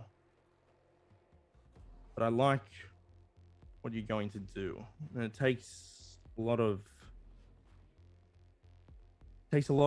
to come to somebody else, especially out of your own tribe, that do things differently. Now, you're not going straight to somebody else in Kajinxi, I understand. But I want you to know that is what I endeavor to do. I want to build that bridge in forgetting who we are, which some in the north have already done, but also making it so we can grow without forgetting who we are. Then may I speak freely about the minds of the Kruk in the south, Warlord? Of course. They do not see you as a bridge that will bring together Kajinxi and the Barrenlands. They do not see you with respect of the great Ashen Orcs of old. They see, and as I said, this is, like I said, make it clear, I'm speaking freely from the perspective of a Kruk from the south, who respects the Ashen Orc legends. They see you as a guard dog of the north. No bridge, just a gatekeeper. Eritha will actually look to Killick, just like a sharp look to Killick to see if this is something Killick will nod. Okay. Just kind of. And then he'll say nothing. Killick, do anything else? Sorry. No, just basically he'll just nod and mostly. You were a legend. One of the few things that the Barrowlands Crow could say, he is ours, our legend, our hero, our spearhead for the Horde. When you went to Kajinksi, we lost that. Kruk have very few things that they can say as their own. We do not like losing things.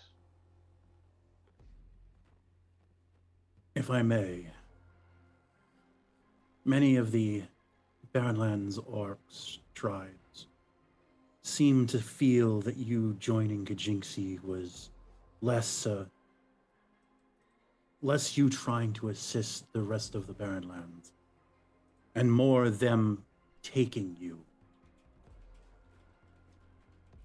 It makes sense.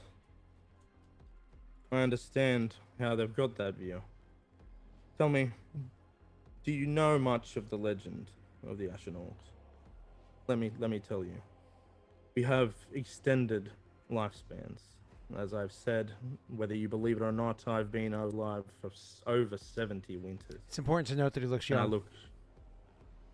I look no more than 20. Now let me tell you, my grandfather was the Ashen Orc before I was born. We are told we have a purpose. And his purpose was to lead, be one of the leaders of the Horde. He succeeded. And when we succeed at what we're supposed to do, we die. We have a purpose which we have to figure out. Now, as you can see, I'm still going for 70, so I haven't figured out mine yet. But I want more from our people than just to live in the Barren Lands, to once in many generations have a moment of glory, of conquer, and then of nothing for several more. Agreed. But my point stands that they don't see that. They are ignorant. I understand. Many reasons. And that's, yes. To enlighten them, you gotta speak their language. And I don't mean sending an army out to quell them. You have to do things the old ways. So they can see why the Ashen Orc is destined for greatness. Have you ever challenged in the Chiefs in Southern Kajinksi? If I remember correctly, In Jake, in Barrenlands. if I remember correctly, wasn't you given did my position. you did as a child, well, compared to your current age, as a child, you had fought chieftains and defeated them, and then obviously, inevitably, where you are. Go ahead. I was just reminding. Go Yeah. ahead. No, I mean Yeah. after What were you saying, you Jay? became warlord. After you became warlord. Away from the safety of the border. Away from all it in his own Milvis tribe. Are you talking about within Kajinksi itself, since becoming warlord here? And since you became warlord here, have you ever challenged a chief in the Barrenlands for his tribe? I have not yet. Then that's what you must do to You start getting that assume- respect. Don't assume that steps aren't already in motion. Like I said, I've lived 70 winters yet. I'm still alive. I think, like your father, that is one of the greatest strengths which a lot of corrupt just rely on brute force alone. Now, I have bided my time. And without going into too much detail, things will be different soon. But I've sat here long enough. Do you understand my meaning? Understood. Just know I'll be of service here as I try to educate myself of the world outside and make myself into a better leader. If there's a role you will have me, I'll take it. Pass me your weapon. should toss you the Tutsabo, I believe it was called. Let me check. Just wanna make Kanabo. sure. It's not it's called Kanabo, but it's in Pathfinder they named it differently. They call it Tetsubo. But yeah, I'll write it down. He'll examine it, and he'll say, "Well made for the Barren Lands. However, you'll need something different than this, especially with shades and others in the Barren Lands." And you see him get out his own falchion, and as he pulls it out of the sheath, it's a magnificent weapon. You can just hear it cutting through the air, and as he's taking it out of the sheath, you can see almost like a shimmer on the blade itself. Wait, did you cut my weapon? No, Oh, I thought you cut it. Okay. no. I was like, yeah. Is that one of Throne's designs? One of my companions No. have something made of steel. Kind of looks at This you. is this is Wow, from Throne's Shader. Joey just said that. Sorry, first time. Ah, Wow. Wow. Holy shit. I can't be mad because they're both my characters. Man. Oh, it's so good. It is a fucking nice weapon, okay? I spent so much fucking XP on that shit. Oh, it's awesome. Sorry. Yeah, no one has any idea. Go ahead. All shade to Shado. He says, "You want to be a leader. First, we're gonna have to do something about your weapon. You need something benefiting, something that makes killing all that easier. We'll get you something." Off to Throne. And then he'll sheath his sword, and he hands you your stick back. Okay. Irithel, Warlord. I assume I was going to say gears as well. Assume you're thinking of the opportunity that we have here as much as I am. There's much education that need be had. She's several steps behind people less than half of her age. But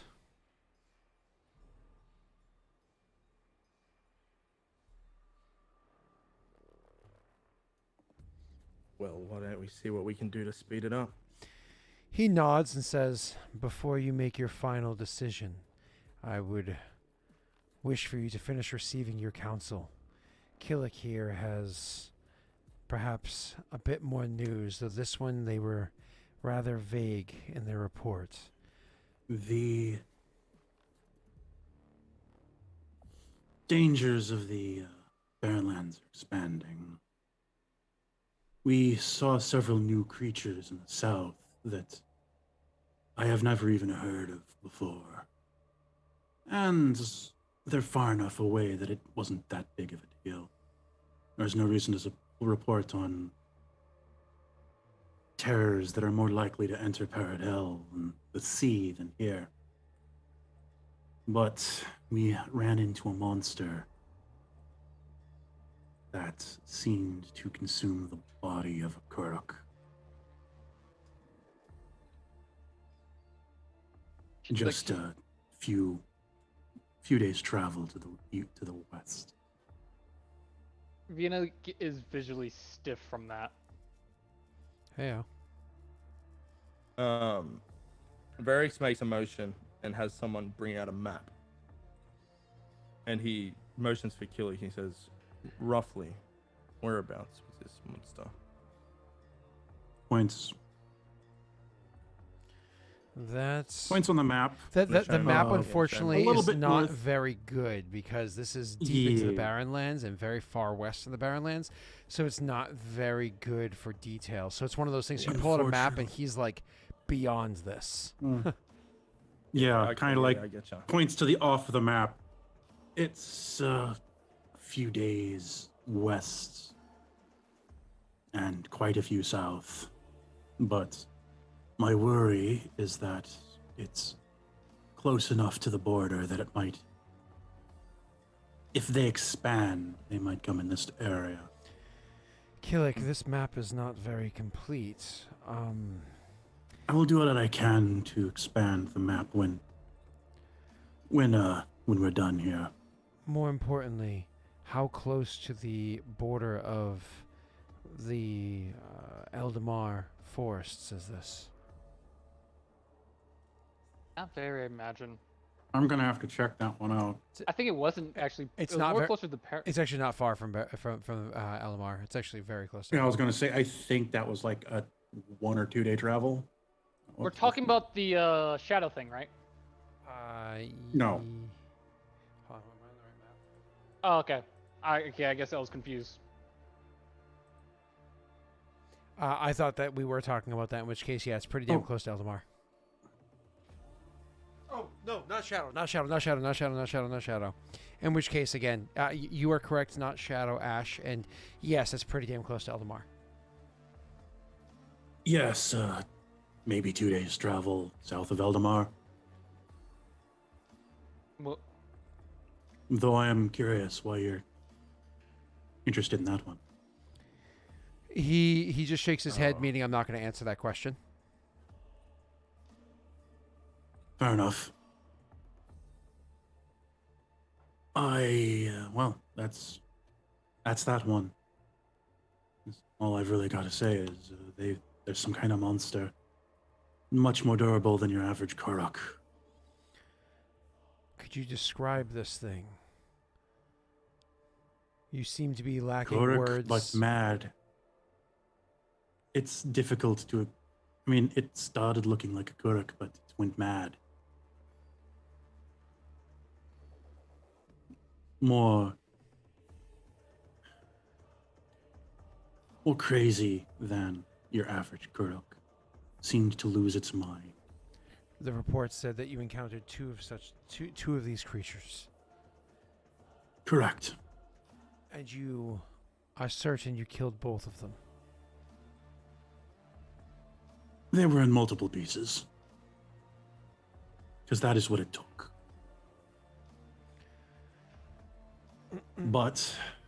And they stopped moving, so I believe they were downed. They didn't appear to be moving, so that is best as I can say. I thought you guys also set that building on fire too, just because Vienna literally has an obsession with fire. It was a rock building. Yeah, we couldn't. Oh, It was stone. I wanted They wanted to. Yeah. but we couldn't. It was in fact stone. Yeah. No, I knew Yeah. it was stone, but I thought there was enough wood in there. Either way, so yeah, you guys. So you finished describing that, and he nods and he says, "But you also said that you encountered this thing indoors. That there was involvement." I didn't. No. In your report, he's saying, not right No, now. I didn't. In your report to him? Oh, I didn't give that report. you- That Oh, was okay. not in a report. Okay, that's fine. Okay. So are there any Well, more, that was our last game. Any- we yeah, didn't yeah. have any reports any after that. more details about this? They start saying. That's all I can really tell you for sure. Just went mad. I don't think it was normal. I think it was something that happens to the Guruk. And as I said, there was only 2 that we could tell at least. Is it, My concern is if they come to the border, we won't be prepared for them. How close are they? Other To side the of the barren southeast lands. border, I don't know, a couple of weeks, would you say? oh, so Yeah, it was other- where you guys just described it beforehand. You know, near Eldamar. Yeah, so- many days. Yeah, Yeah, it's Yeah. more closer to the parent. it's closer to Eldamar, but Okay, yeah. again, it's Concern. technically possible for them to come here. Yeah. It's more of the Dell and the Dell's concern, if anything. True, it is know. definitely more the concern toward southern Eldamar, but it is still a possibility to be concerned here. Any other details you need to share with the warlord as the warlord is quite busy and has other meetings he must address. Not that I'm aware of. You said you plan on this Joey maybe for they remember around him. You said you were planning to take parts of the Barrenlands.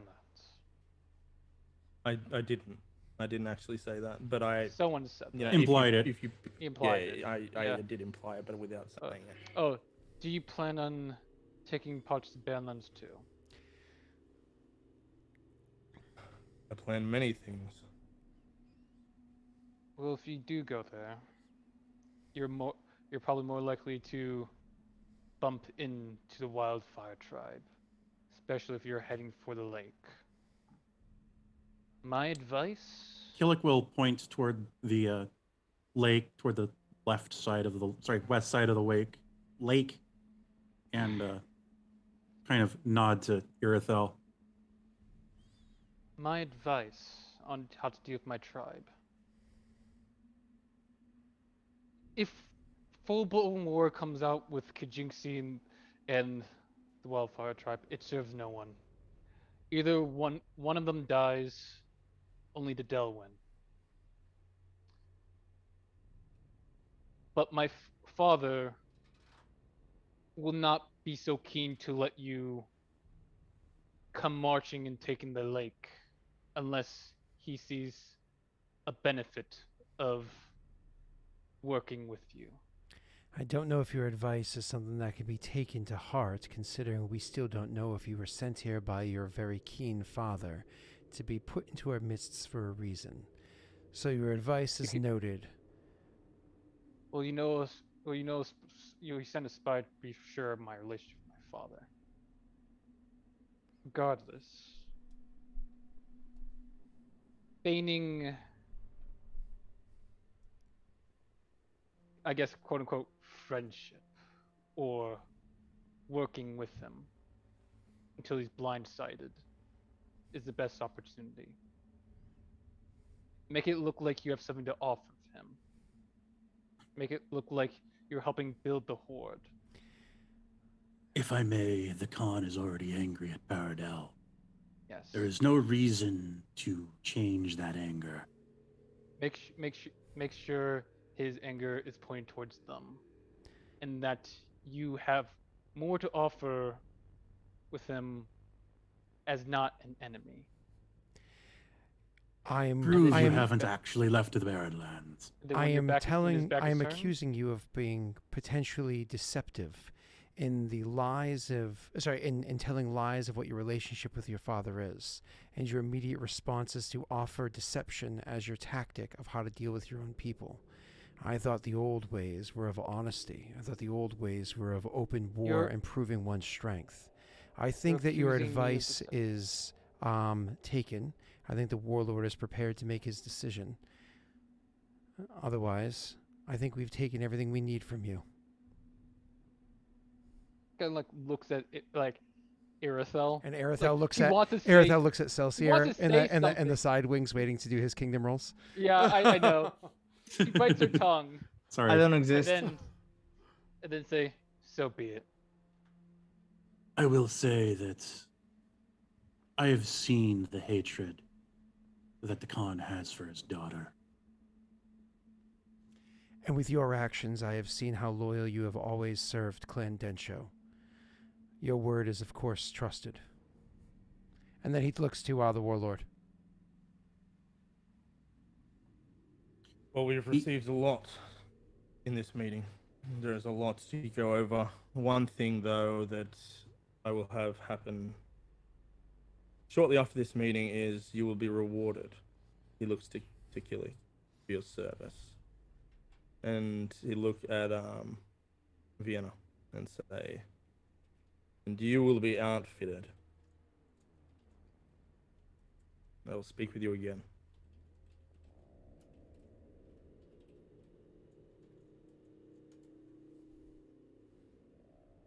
Okay. And is that Jake? You done with them? Yeah, mechanically though, I'm gonna give them like a BP. Just one? if it's just them two, Technically I mean, that's speaking, a lot technically for one speaking, their person. party is 4 people, I believe. But Yeah. but you all Yeah, but they're not here. you obviously only have 2 in front of you. So Yeah. and besides, Um, Fuckcell's character, she's already broken to shit. Um, Yeah. and That's not even true. and Keegan's about to Keegan's character's about to meet another friend. When we convert to Pathfinder, my character's not going to be nearly as broken. I'm sorry, I can't hear you over the sobs. You're gonna have to clear your throat, get a glass of water.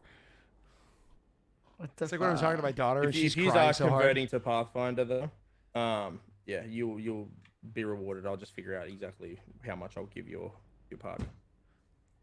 Okay. You are most gracious, sir. You pronounced true wrong. Awesome.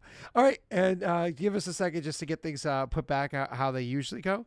So everybody, give me 1 second, and just if you want to say a big thanks to Joey and Ash for coming in and having a cool moment. I love these when the Patreon sessions just come to such a head with their little story arcs, because they have a bunch of little story arcs. I was hoping for this, man. Yeah, I was really hoping for this. I love the Patreon crossovers that happen. Yeah. I think Cell got the first one, right? I did. I had Salon forever ago. Yeah, and then we also had who else did a crossover? It was with I think that's it. no, because there was one that happened. Josh? There was one that happened. Maybe it was Josh with the King. Oh, it was Josh with Rayron first. When Yeah. he got stabbed in the gut by Neil Oh Jesus! Wait. as Xander. Oh, Or he got poisoned. yeah, that's right. He That happened. oh yeah, he warned Jake's character about that there's something dark around Rayron. Like, yeah, I remember it. Like, he basically spoke as Xander in their council meeting. That's right. That's funny. Yeah. And then obviously we had that one. Then we had this one. I thought there was one with Thronekeeper too, but maybe I'm just dumb. So No, Thronekeeper was so they weren't short-lived. around long enough. Yeah. All right. Cool. Yeah. Well, let's set this overlay back up. Everybody, just a big thanks to the 2 of them, and give me 1 second. Okay. By the way, Scott, you still need to tell us how much we earned from those gems. I have no idea what gems you're talking about. What?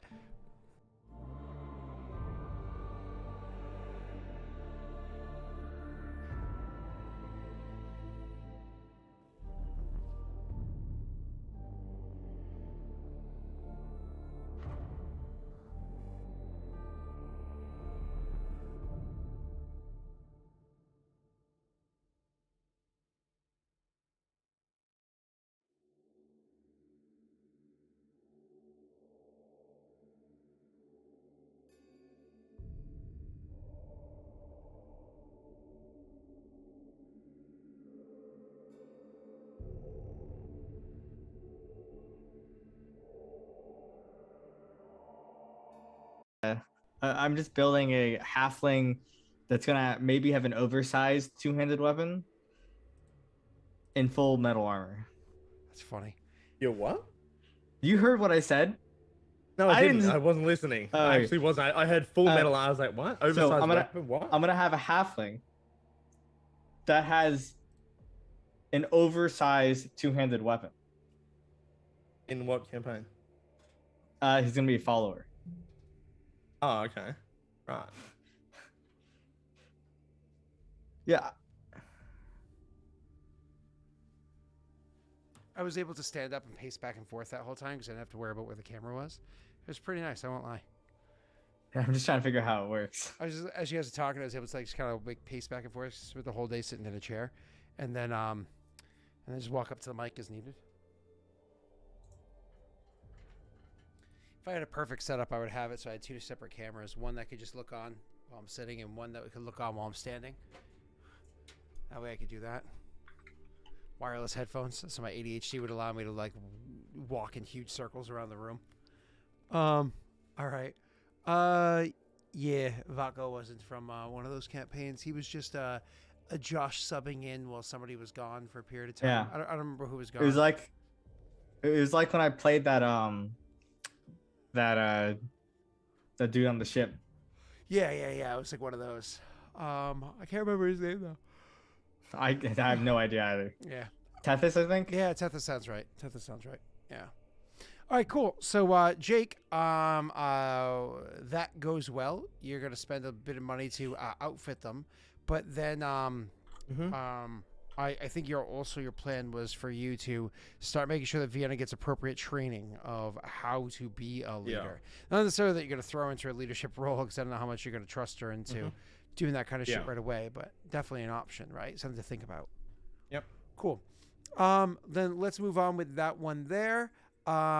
Jake, other kingdom stuff for you. I think there's only 2 left. The one that was left over from what's his face from before, from Norway from before, and then finally you have your random one, which you get to roll twice for, and your rolls for that are pretty solid, if I remember correctly. So come over here. Yeah. And no worries, I got my kingdom roll planned out. All right. Cool. All right, Jake Alicious. Let's go into that other one. All right, this one is Densho. So as people are kind of like coming, do you share that information with anybody, any of your other advisors, what you had done there, or do you keep that more or less to yourself for now? No, it's something that needs to be discussed, and they probably do discuss it. You know what I mean, and all that stuff. But we don't need to RP it now. It'll take too long. Yep, no problem. All right, let's go through. So the Densho event is because the other one was Kushibashi. Okay, so it's someone comes in to speak to the Densho Varix, the warlord. Our ramped up food production seems to have attracted a scarred giant worm. Even now, it's tearing through the food stores and medicinal plants at one of our farms. It just burrowed up from below and started skimming fields and storehouses. It is a big purple thing that seems to prefer the darker hours. It bore signs of recent battle and started by helping itself to our curatives. It seems to travel deep, but signs of breaching has been seen to the east, perhaps where it got the sense of nearby food. Your counselor says, let me pull up who your peoples are, because I always forget. So I have it over here. Your counselor is Egrid, your law speaker. Egrid says, I think we know who this beast is. I can get our people to stay away from the area. It should not be hard to convince them. Let the worm feed, and we at least save our people. A creature like that is a force of nature. Your general, who is Urzog, says, I say we raise the army and show even this beast how we treat with incursions in our land. Let it face Karak spears. Surely spears will get through its hide and find something important. Besides, where Shadow fails, Densho rises to the moment.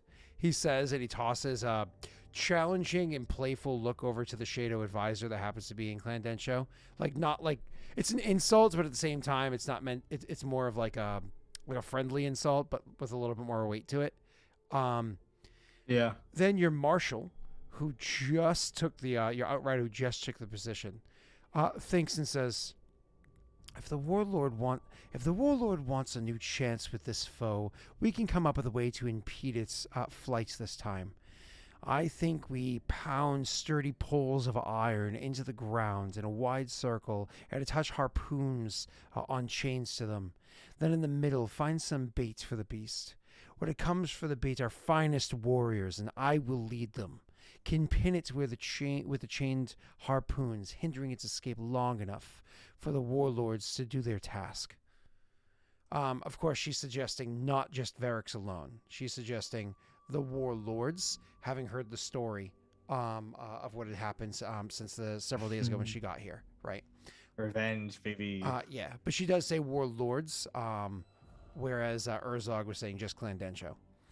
All right, and then your treasurer, who is Sarash, says, looks around the room and says, please stop trying to get the warlord to fight every beast we hear about. For times like this, the answer is to hire help.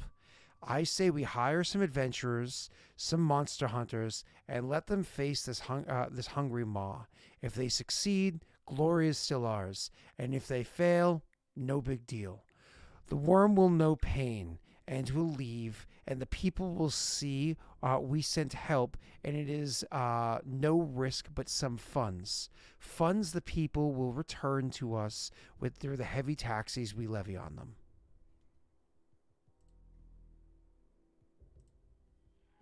And those are your options. No, I wish to turn to does, Shadow's advice. Yeah. And I will try to play as Nyx, but who is Nyx person here? The person that was at my place. Oh, so the female. What's her name? Ina? Ina. No, they're both men, I think. I think Ina's a girl, isn't it? No. Yeah, because it was supposed to be a mother figure to you. Oh, It was a true. woman, I was pretty sure. Yeah. Maybe. Dentio. Did Nick mark it? No, he didn't. Yeah. And Ina's stats are not on the sheet in front of me. I think he has it on one of his spreadsheets or something like that, because it's not here immediately in front of me. All right.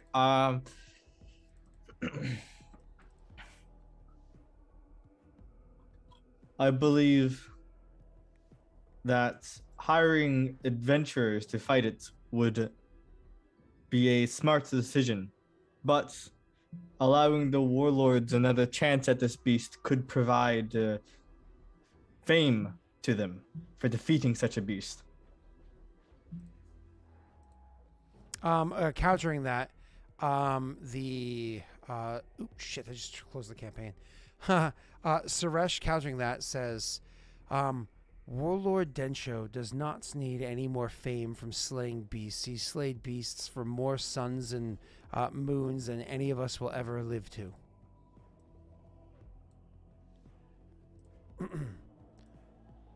Urzog just looks at you and says, "You know they're hungry," referring to the army. Okay. They are Urzog, but we know where we're going, and we need all our men. This thing is massive, and while I don't doubt that we could kill it, we would still take a loss, which is unacceptable. Right on the eve of us pushing in, He frowns. taking land He where we've got tribes to subjugate. He frowns and uncharacteristically actually counters you back, which he very rarely does. And he goes, but you talk of fame, gesturing to the other person. The fame can be for our men and women. We can make armors, skins. We can wear this creature as a symbol of our strength, invoke fear in those that we face. Warlord, our people have trained. This is a chance for them to prove themselves. Again, feel free to... That's just him talking. Let me, before I make my decision, let me bring up... Kithian would speak. He is not wrong, Ashenork. It would steady your men if you can spread the tale through the barren lands, the army of the Ashenork in purple carapace. Chiming in, going back to that advice thing, chiming in, the marshal says, we can either eat or bury our dead, but either way, as long as the worm is handled, they can wear the carapace. That's fine. It hides whatever is provided. Let the warlords have their fun. Besides, if we're to trust each other in battle, there's no better way to make allies than to fight next to each other one by one. To fight next to each other, shoulder to shoulder. I don't know what worth these other warlords are, but perhaps ours can show them the way to fight. And again, she's not from around here in a long time. Who is this? Miranda, who just joined the council a couple days ago. Yeah. Have they been so to the was she- barren lands? Miranda? Yeah. Actually, has been to the Barren Lands, but mostly spends time in the mountains. She's 6'9". The Barren Lands would not do well for her most of the time. Yeah. So she's suggesting to let Urzog, the army do its thing. No, she's suggesting you have we your take care of fun, it. fight with your companions, grow brotherhood between you and the other clan chieftains, warlords, sorry, and then the armies can still wear the skins afterwards. If I may speak one last time, Warlord of Eric's. Viking. Yes. The people of the Barren Lands would note the difference between the army and you defeating the beast. If the army is known for killing the creature, the Karuk in the Barren Lands may be more willing to join your army. So Urzog would actually kind of like looks happy, like a pig in shit, as you're like backing him up.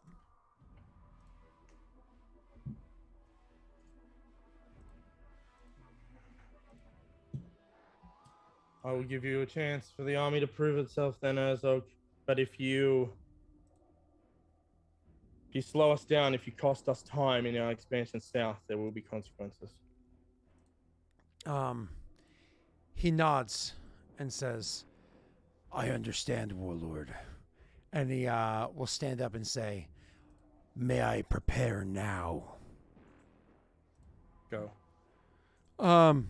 You can see that as he's going out there, Sarush is just kind of like, just looks so unamused with the scenario, just like idiots. You know. I was gonna go with Sarush's idea. I was going to. That's the most sensible, smart play here. But It is, but I'm just Yeah. thinking about when I make Urzog special units, all of them are clad in purple carapace. Well, it's Okay. not really carapace, right? Because it's not chitin. It's like a worm. Oh, it's scales. It's leathery. It's leathery, right? Like Oh, let's well, look up. same Let's look up. Hold on. No, but the purple worm's got like scales. It's not leather. It's got like plus 22 natural armor. Yeah, or but that's something. because of how leathery it is. Oh, I don't think wanna about how fucking, supple a worm has to be. Right? Oh, Yeah, give but me the this is bad not news. If you like look a at- normal worm. If you look at pictures, I suppose. Well, no, because those segments still don't look like they have like spiny bits, but it's still leathery around those spiny bits. It looks. I've always imagined it as hard Heyo. scale like I'm gonna hard I'm gonna plates. toss an image in, like- in our chat and Discord. Because I imagine it like they're hard Like, plates please that look are. at chat. Sure, it's walking in purple. Gibsons. That's great. I don't know. I've always pictured it as like plates on it that are like a knight's armor where it's bendable, where like there's just plates on stacks, See, so you can still bend. But there's weak spots in the divides. I always thought it was very, very, very rigid, leathery skin because that more or less as the worm moves, it kind of like worms itself forward, and the segments like grip onto what's behind and pull the body in behind it. You know what I mean? It's like it like elongates and grips, and then this comes up and elongates it, like the way a worm works. You know what I mean? So Yeah, but I think it doesn't burrow like a worm.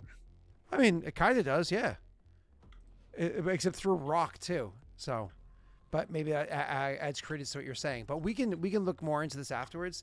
So what it comes down to is Jake has to roll a kingdom roll. Jake, out of all the options that are there, the one that was the hardest.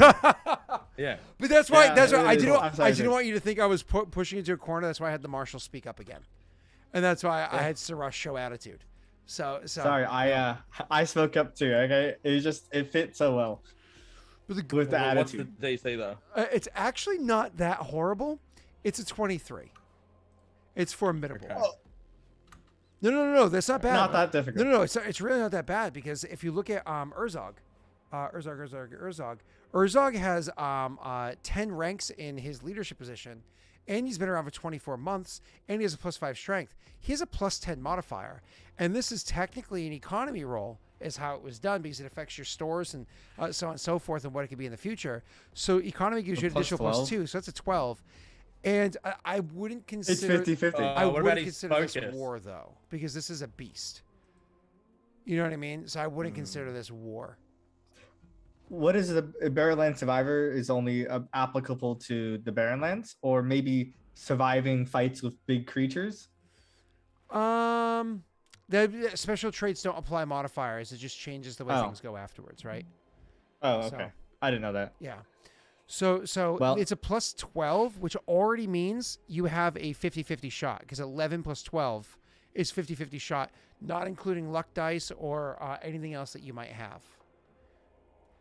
I don't have. I used my Winifred's. So. Well, actually, I'm Lundane gave going you a to- Winifred's. Oh, well, thank you very much. Oh my God, this is it, Jake. Okay, You have I to. mean-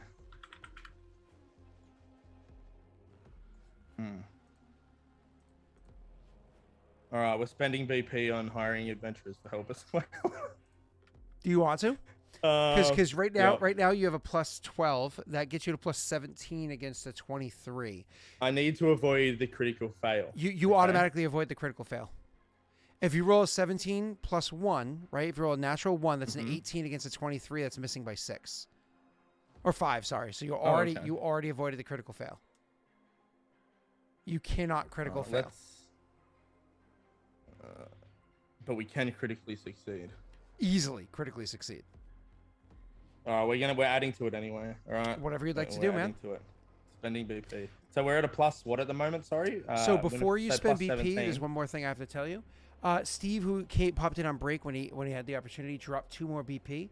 So if Sel, you could add 2 BP to viewers for yourself. I'm gonna throw it to viewers for Nick, and then Jake, just add 2 to your treasury right now Okay.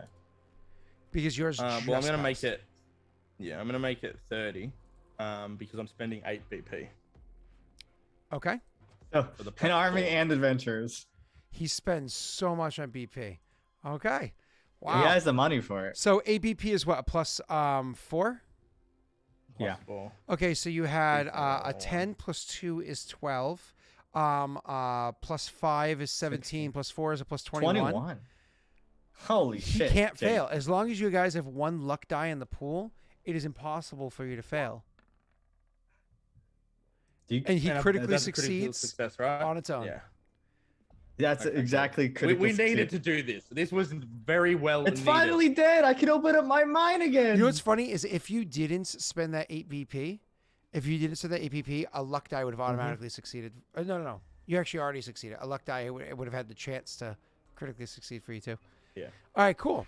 So that is amazing. Oh, we're billing Shado for help getting rid of that pest. It was our pest now because it was destroying good land too, No, buddy. listen. What happened was we attacked it in your minds. It was in your mind, right? Sorry, But your who got you army magic? Who got you drove it magic? out. It drove it out into Who my got you land. sorry, who got you magic items? Okay, yeah, okay. Shut the fuck Zalamos, up. dude. Zalamos. Alright, yeah. Thank you very much, Zalamos. But Zalamos. who made it? Zalamos. Zalamos. It was That's all fair. Zalamos. You're not wrong. All right, we will not build Clan Shadow then, I guess. I'm gonna let Zalamos tells you to.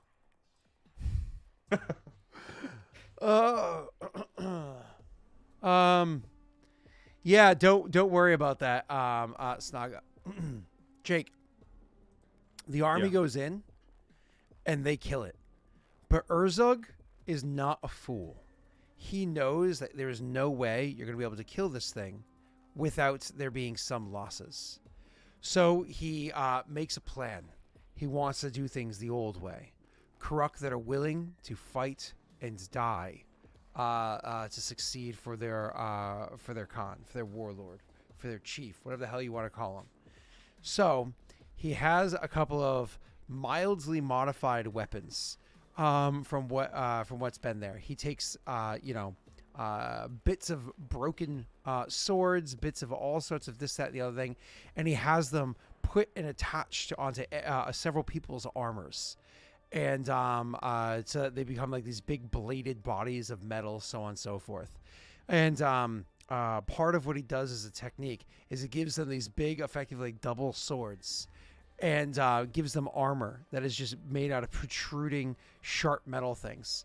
And as a tactic, their job is to taunt the worm and to attack it from the inside, to literally be consumed by the worm and just start like twisting and bending and writhing around from inside. Holy shit. Obviously not all of them survive, but some of them would, right? And be seen as heroes for it.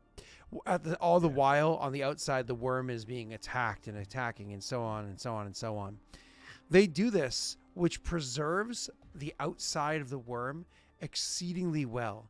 And by sheer luck, just by sheer luck. And by the way, the idea came from hearing about the bravery and success of Warlord Tessel. Naran. Sorry, Naran. Naran was one that was eaten. My apologies, Naran. And obviously, I was also eaten. yeah, but nobody cares about you. I wasn't eating. You're leathery, old. So he what was it saying there? Sorry. Yeah. So by sheer luck, sheer coincidence, despite everything that happens, they don't puncture the sac.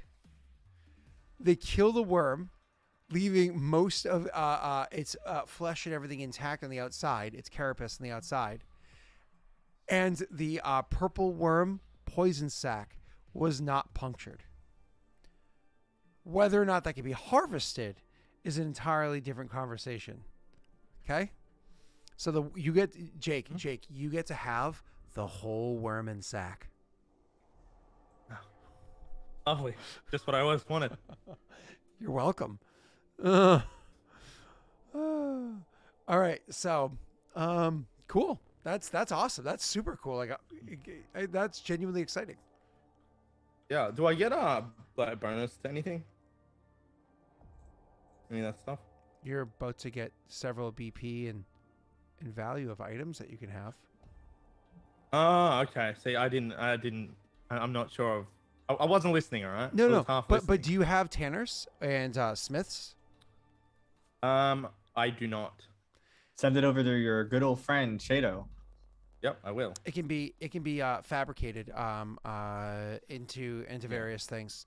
If So you send, what do I put on my sheet? but more importantly, you gain fame. 1 fame for your kingdom, Told you. and for your army, they're able to gain a tactic for the army led by Urzog, a tactic that is appropriate for the more or less the tactics and whatnot, or the kind of beast they fought. I'll allow you to decide. Suiciders. Jake. Yeah, if that's a Okay, thing, yeah, I'll you look know. at it. So, oh, morale. Yeah, we can do morale too. Whose idea was this? Who originally threw the worm in the first place? I think it was Anno. Anno and The bastard. yeah. So Jake, I will let you choose who in chat to roll a d4 to add to your army's morale. The last person who typed in chat. Keegan. I think you're gonna choose Viking because he's back finally. Oh, sorry, I don't have chat open. How dare you not have chat open?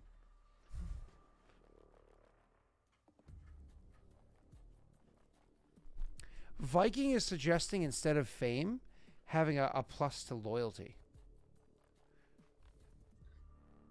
I think fame is more fitting, personally.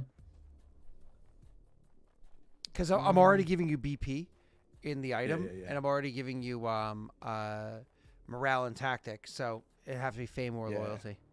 I think as much as I D4 want Keegan. loyalty, I think fame fits more. Cool. Because that's even what was more or less said in the council meeting was the fame of it. So Cool. Awesome.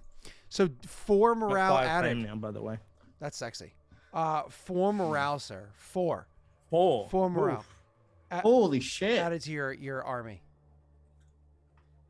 What is Urzog's charges morale? Hey, Viking, go ahead and roll for me just in case. I want to see if you're still a failure. We won't forget what you did.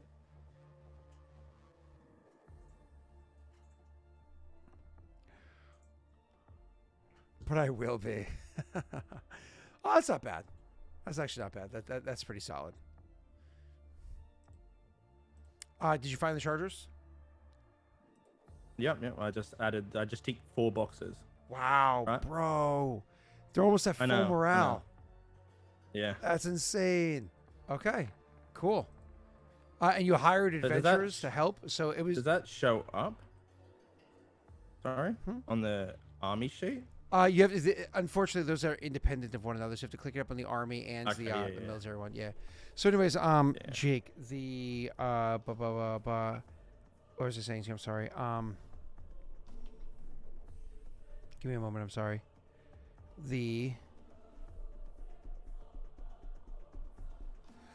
Sorry, I'm really trying to think here. Oh, I think last thing adventurers. The you said was adventurers that you had hired. adventurers?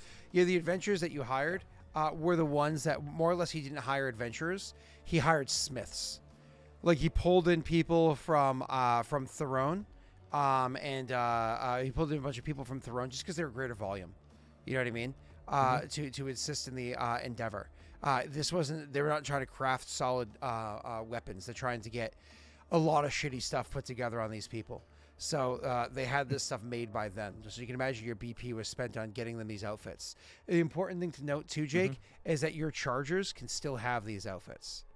So whether or not it's worn as like a symbol of status and not actually on a battlefield, or if you want to try to get like spiked armor as like the iconic armor of that army or whatever it is, however you want to go about it. Yep.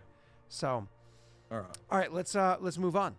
So, Jake, now it's down to the random roll, and then we're gonna have to have a speed round for Cell here. It's the best of our ability. Yeah, 30 minutes. All right. Viking. We might do 1 half to and half for yourself. 25 is the chance. I'm pretty quick on this one, I think. 1 to 25, it happens. Otherwise, it doesn't. Roll it for us, V. Yeah. Oh, it happens. It happens. This is actually Oh, this is shit. actually a good thing for you, Jake. You get to flex your new powers.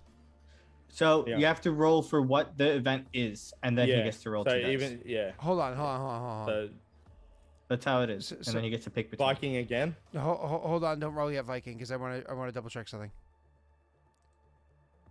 Oh shit. Yeah, you have to like cells right. I think you got to roll to see what the event is, and then you roll whether it's good or bad or whatever, and then you roll twice. Why can't I? It won't. Oh, I think I was clicking. You on don't the wrong button. get you don't get to avoid a good or a bad event, but you get to pick which one you want more. I'm just trying to find the actual phrasing on this. Now that I got that stupid thing loaded up, that was giving me a hard time. I'm loading up. Jake wants to ping it in chat. Oh, no, I got it right here. Okay, Yeah, ready? yeah. So it says Fortunate Ruler. During the event phase, once an event's type and danger level has been determined, you may choose to roll twice to apply your kingdom or settlements on the applicable kingdom or settlement table and choose either result. You must declare that you're using this feat before the result, the initial roll is revealed. So once on the event's type and danger level has been determined. So if this it's- next roll is flat. After that, you get to roll twice. Okay.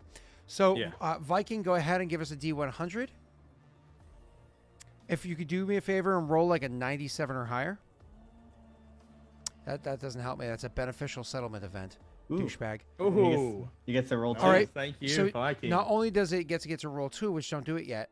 Let's find out which settlement it was. Jake, choose somebody else in chat to roll. I will say that it's a 66-33. So 1 to 66, it's your bigger settlement. The other one, it's your smaller settlement. Is Zalamos here? Zalamos, go ahead and roll us a D100, and then we're going to go back to Viking rolling us 2 individual D100s right afterwards.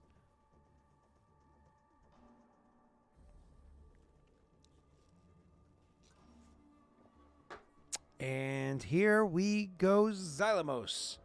Boom. Maybe that time's up with delay. Hey, 96. So it's gonna be your smaller one. What's it called? Nochi. This is gonna be Nochi. It Nochi. happens on. Okay. So what is gonna happen to Nochi? Go ahead, sir, and roll twice there, Viking, and I'll tell Jake what they are, and he can decide. That is outstanding success. And the following one is outstanding success. Because Viking's a failure. It looks like it's an outstanding success. Oh, There's no dude's clause on it, I guess. oh boy, that is awesome. And there wouldn't be, right? So all right, One of your kingdom's citizens creates an artistic masterpiece, maybe that armor, constructs a particularly impressive building, or otherwise brings glory to your kingdom. Oh my god! Fame increases by 1, your treasury increases by 1d6, and unrest decreases by 2, which I think it just went up by 1. Yeah, it did. You also have a +4 economy until your next event phase. All right, Viking, roll 1d6. Yeah, it's not exploding, That's but still a 6 would pretty be good. great. Recover some of those amazing. Great success.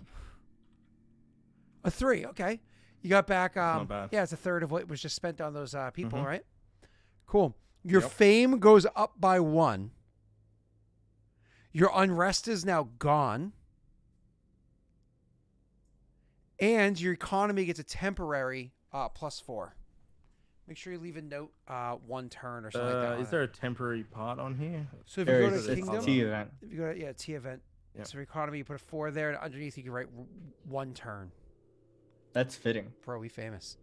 So do you? I want to say that maybe unless Viking wants to come up with something different, my suggestion is, because this is supposed to happen on the outskirts of your land, and they specifically said like the farms over there. Let's say that what happens is one of the artists in town witnesses the battle of the worm, and they actually start carving a what's it called? An impressive building, right? They start carving a sculpture of your soldiers fighting the worm. So it's literally an image of like corrupt soldiers wearing like bladed armor, like with a big double-bladed sword, like in the mouth of the beast fighting it, and like Urzog standing on its back.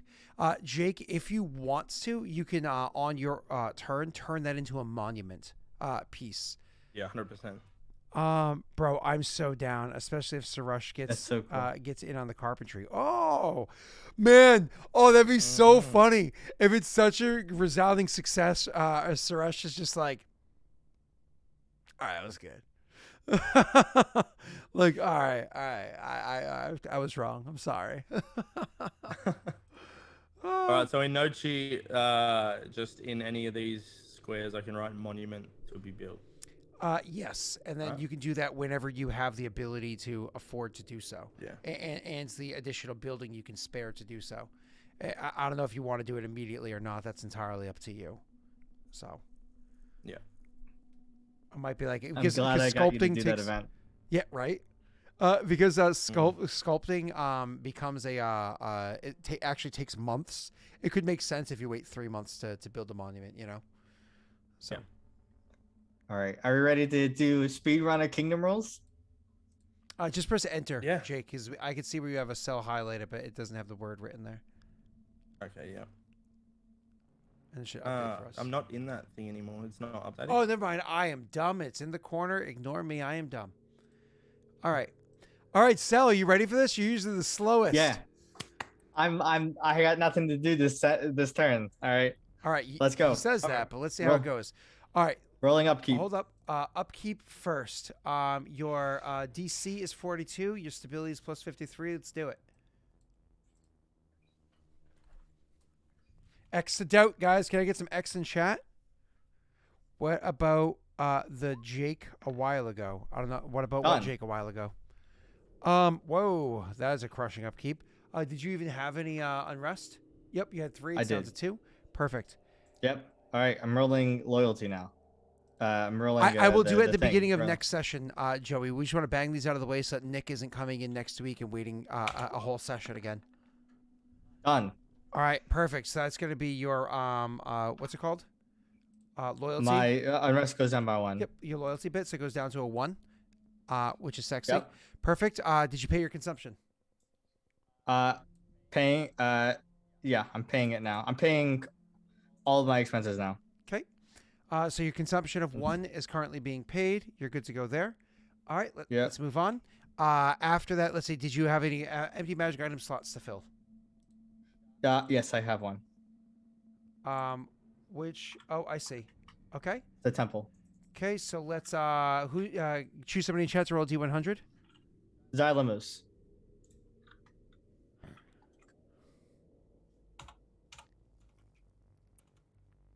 Because I'm gonna have to handle multiple FFs next turn, I think, because we had an awesome RP session this time. All right, Xylamos is rolling us that D100.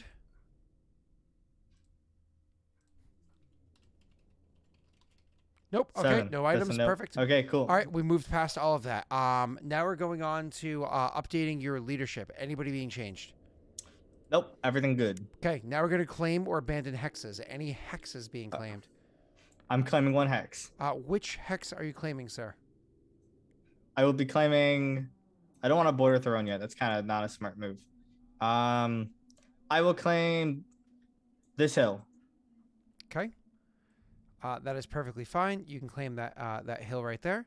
Let me just make sure that the details of this hill are correct before I do that. Is my mind back open up now because of WormsCon? I would say with what's his name finishing, yes, it will be opened back up.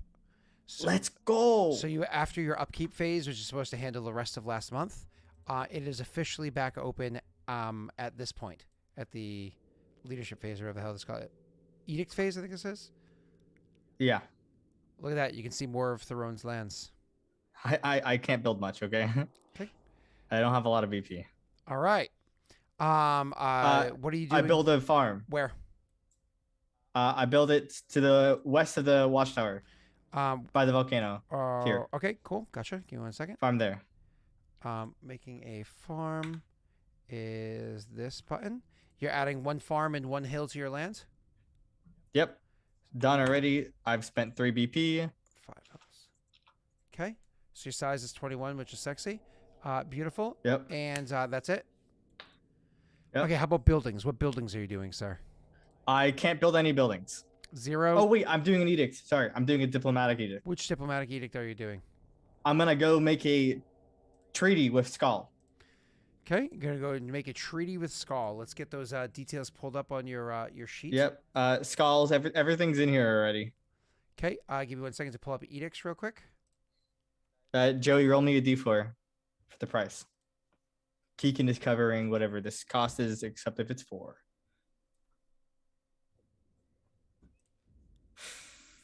Four. Fuck. All right. Well, luckily I had 1 BP left over just in case that happens. Well, your treasury still says 13 for some reason. Well, because we haven't done the buildings Oh, yet. gotcha. Because Okay, nope, that's perfectly fine. My apologies.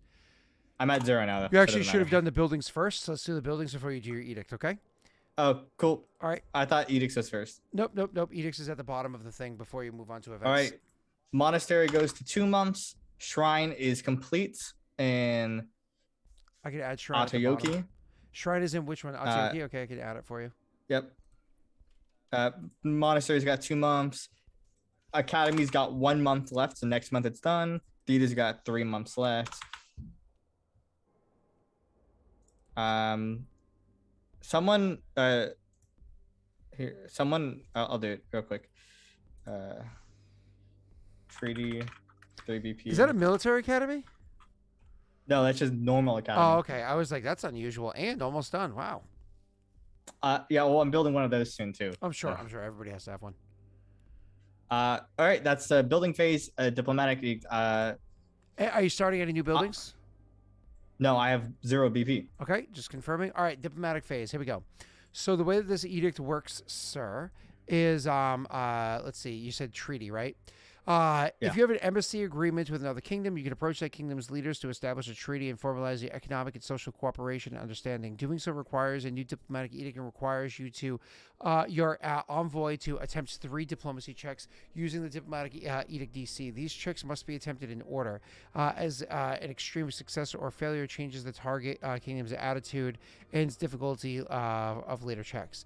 If 2 or more of the checks fail, the attempt to create a treaty fails. If your and your kingdom's fame decreases by 1. You cannot attempt to establish a treaty with a kingdom with another kingdom for 1 year. With the other kingdom for 1 year. If 2 or more of the checks succeed, your envoy then goes into the phase of rolling a bunch of dice. All right. So, who's your envoy and who's going with them? You're allowed to have 2 people. It's gonna be Helena and what's her name? Aaliyah, because it's Keegan's money that's funding this. Okay. So you have to use go ahead and do some diplomacy. Do you want to have each of them roll 1?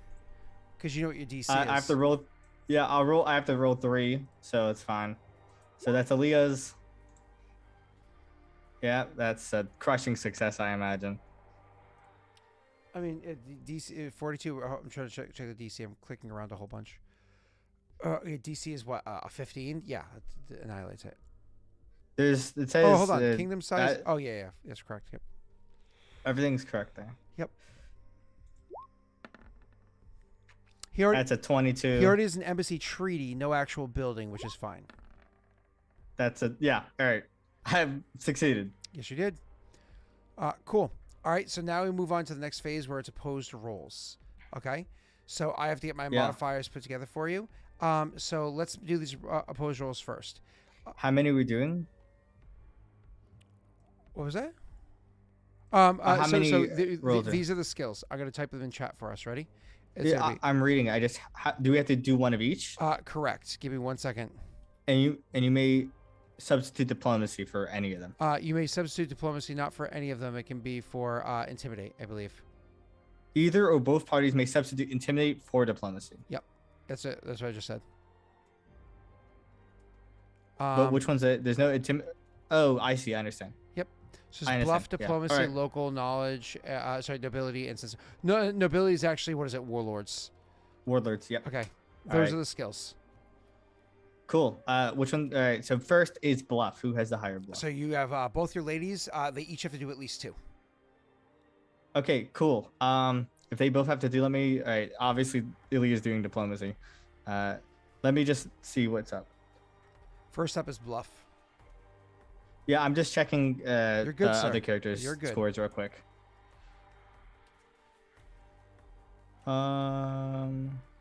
Okay, so bluff is going to be Helena. I think. Yeah. 24. +2 against them. Hmm. So All right. I won. You win that one. Next up is going to be diplomacy. Yeah, I don't have to tell you who's doing that one. Yep. 34.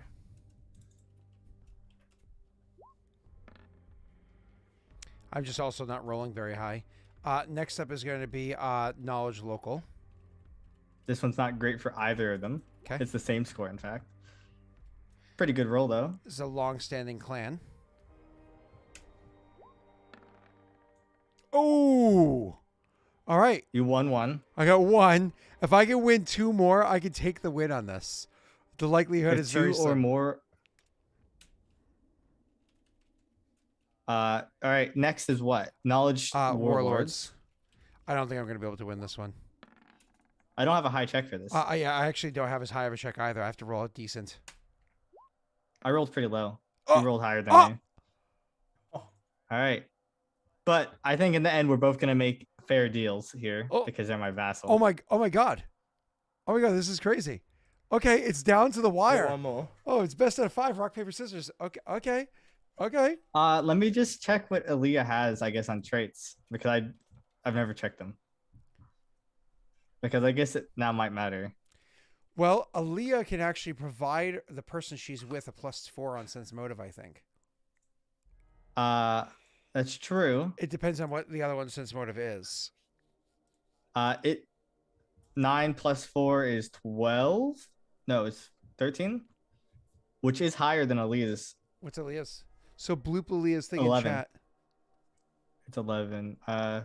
That's the socialite. It's once per month. Yep, she can do that. Let me just check Oh if there's wait, she anything may else because grant she has. the warlord. It is specifically supposed to be for the Oh. PCs. Does she have any other ability? I can reroll diplomacy. I can reroll bluff. No, I don't think so. Honeyed words. yeah. Is I'll roll. it's bluff. Oh, okay. Yeah. Okay. This is sense motive. Yep. That's not great. Oh, we're Uh, Okay. sorry. Wow, I get to see the roll first. I mean, Oh, it comes down to luck Yep. dice. Oh no! you gotta roll your daddies. I don't have. Yeah, I don't have to because you automatically win a tie. All right. Well, That is doesn't true. matter. Winning this means I'm still just doing a balanced deal with them. Oh my god. Oh my god, you motherfucker. Oh my god. Because if you rolled a 3, you would have taunted me into doing it, but I automatically lose if I roll a die, so it's not even worth Yeah. it. That was so close, right, Keegan? Like that was like a fucking nail biter. Did anybody expect this to go that way? Well, it's because they both kind of sucked at local and knowledge warlords, which I guess I should bring someone else for the future. No. In the future, you bring Aaliyah, but you just make sure your next future, what are they called?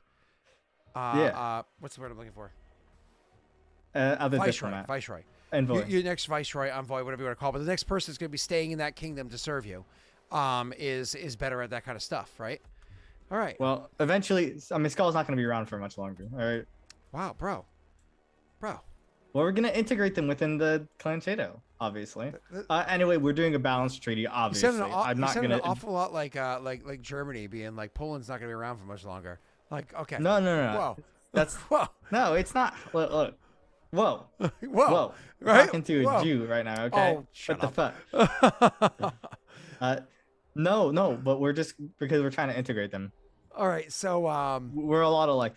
So... We both get 10% of each other's economy. Okay. But I think mine is minused by 1. All right. Which part's minus by 1, sorry? My 10% bonus from their economy. Okay, so here we go. For a balanced treaty, each get 10%, and because you had advantage, you take 1 fame because you handled it well. I handled it well, and I still made it even. Okay. They're not very large, so you take 10% of their economy gives you 2. Okay. Because you can imagine they're in the Meaning I only get... they're probably in like say the low to mid 20s for their economy. Because they're a small I have 5 kingdom. fame now. Does 5 fame do anything? Yeah, it helps you diplomacy. If you actually look at your diplomacy edict. Oh. Yeah, I thought more fame does something else in the future. No. I don't remember. It doesn't matter. Look at diplomacy edict under your Yeah, it gives me a +1 or -1 to the DC. Yeah, but it also affects other things in the future too. But we'll worry about that later. All right. I think once you get to like 10 fame or some shit like that, like new rules apply. But again, let's keep pushing on. So I get 2 from the -1 because I have treaties of other kingdoms. You get 2 from the -1. 2 from them, but -1 because of if you scroll to the bottom of that list, right below alliances, it says it. If you have multiple kingdoms, you don't get to stack them. Oh, gotcha. So 2 becomes 1. Gotcha. Yeah. Cool. So my treaties become 5.3 economy. They get 4. I'll be right. Fuck them. Double fuck them. They get 4. Okay. Yeah. Cool. Yeah. All right. Awesome. That was They- very successful. They get 4.9 to be specific. That was totally worth you spending all that money on too. Yeah. Well, it's getting me closer to integrating them fully. Yeah. Now, obviously, you can't do anything else with edicts and so on and so forth. Are you going to withdraw or deposit into the treasury? And I know, I assume no to both of those, right? No. And in the future, sell expensive items for BP. Both that and deposits are things you're going to be able to do. So I had mentioned this earlier in the rules. Soon enough, Clan Shadow is actually going to have the ability to literally produce magic items and sell them.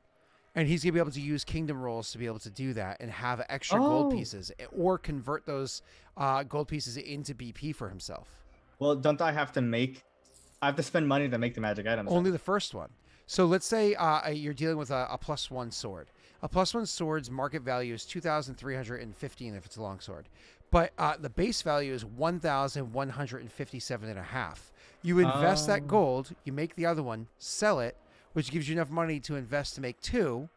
Then you make the 2 and you sell it. Then you make 4 and then you sell it. Then 8 and... I got a Joran factory going. Oh shit! I was supposed to switch fucking Lenny into the. Oh, it's not too late because this doesn't affect any of your rolls. Yeah. It is not too late. We're just speedballing through it. Yeah. All right, you gotta let me just put Lenny. And we also into have, the position. also Lenny and German are gonna have a nice fun RP. But I think having Nick here for that, because if we open next session with your RP events, having Nick there so Nick the PC can have his advisor chime in, that might be fun too. All right. Just because so I know Lenny's Nick. taking Such over. an asshole. So Lenny's taking over the position of Jorman. Yes. So Lenny provides me a lot. Yeah, your economy goes up by a good bit. So extra Skull gets 5. Okay, cool. We'll deal with that afterwards. You Doesn't and I matter. are going to talk about this afterwards. Yes. Yeah. I'm looking. So he has 5 in proficient merchant, so he gets 1. His intelligence is a 5, so he gets a 6 to economy. So that goes up 2 more in economy, which realistically is just 2/3 of another BP. Yeah, but I'm at 56 econ, which is pretty cool. Poggers. Polgers. Is that it? Can I get pogs Oh. in chat? Taxes. Okay. Is that the last thing? Yeah, are you ready for taxes? No. All right, then let's not do it. Guys, we're skipping taxes. No. Okay. Listen. It's a plus 56, and don't forget, because your mine is back open, your bonus BP is 8. That is absolutely Yeah. fucking insane. Well, 3 from viewers. If you rolled a natty 20, oh boy, this would be an insane amount of money. Oh, luck first. Luck first. You're on luck first. luck. First. There's only 1 luck left. All right, Cool. that's a solid one. That's a full BP. That's a BP. Yeah. And because he's in the middle of his Shitto. kingdom rolls, nobody can add luck to his upcoming events.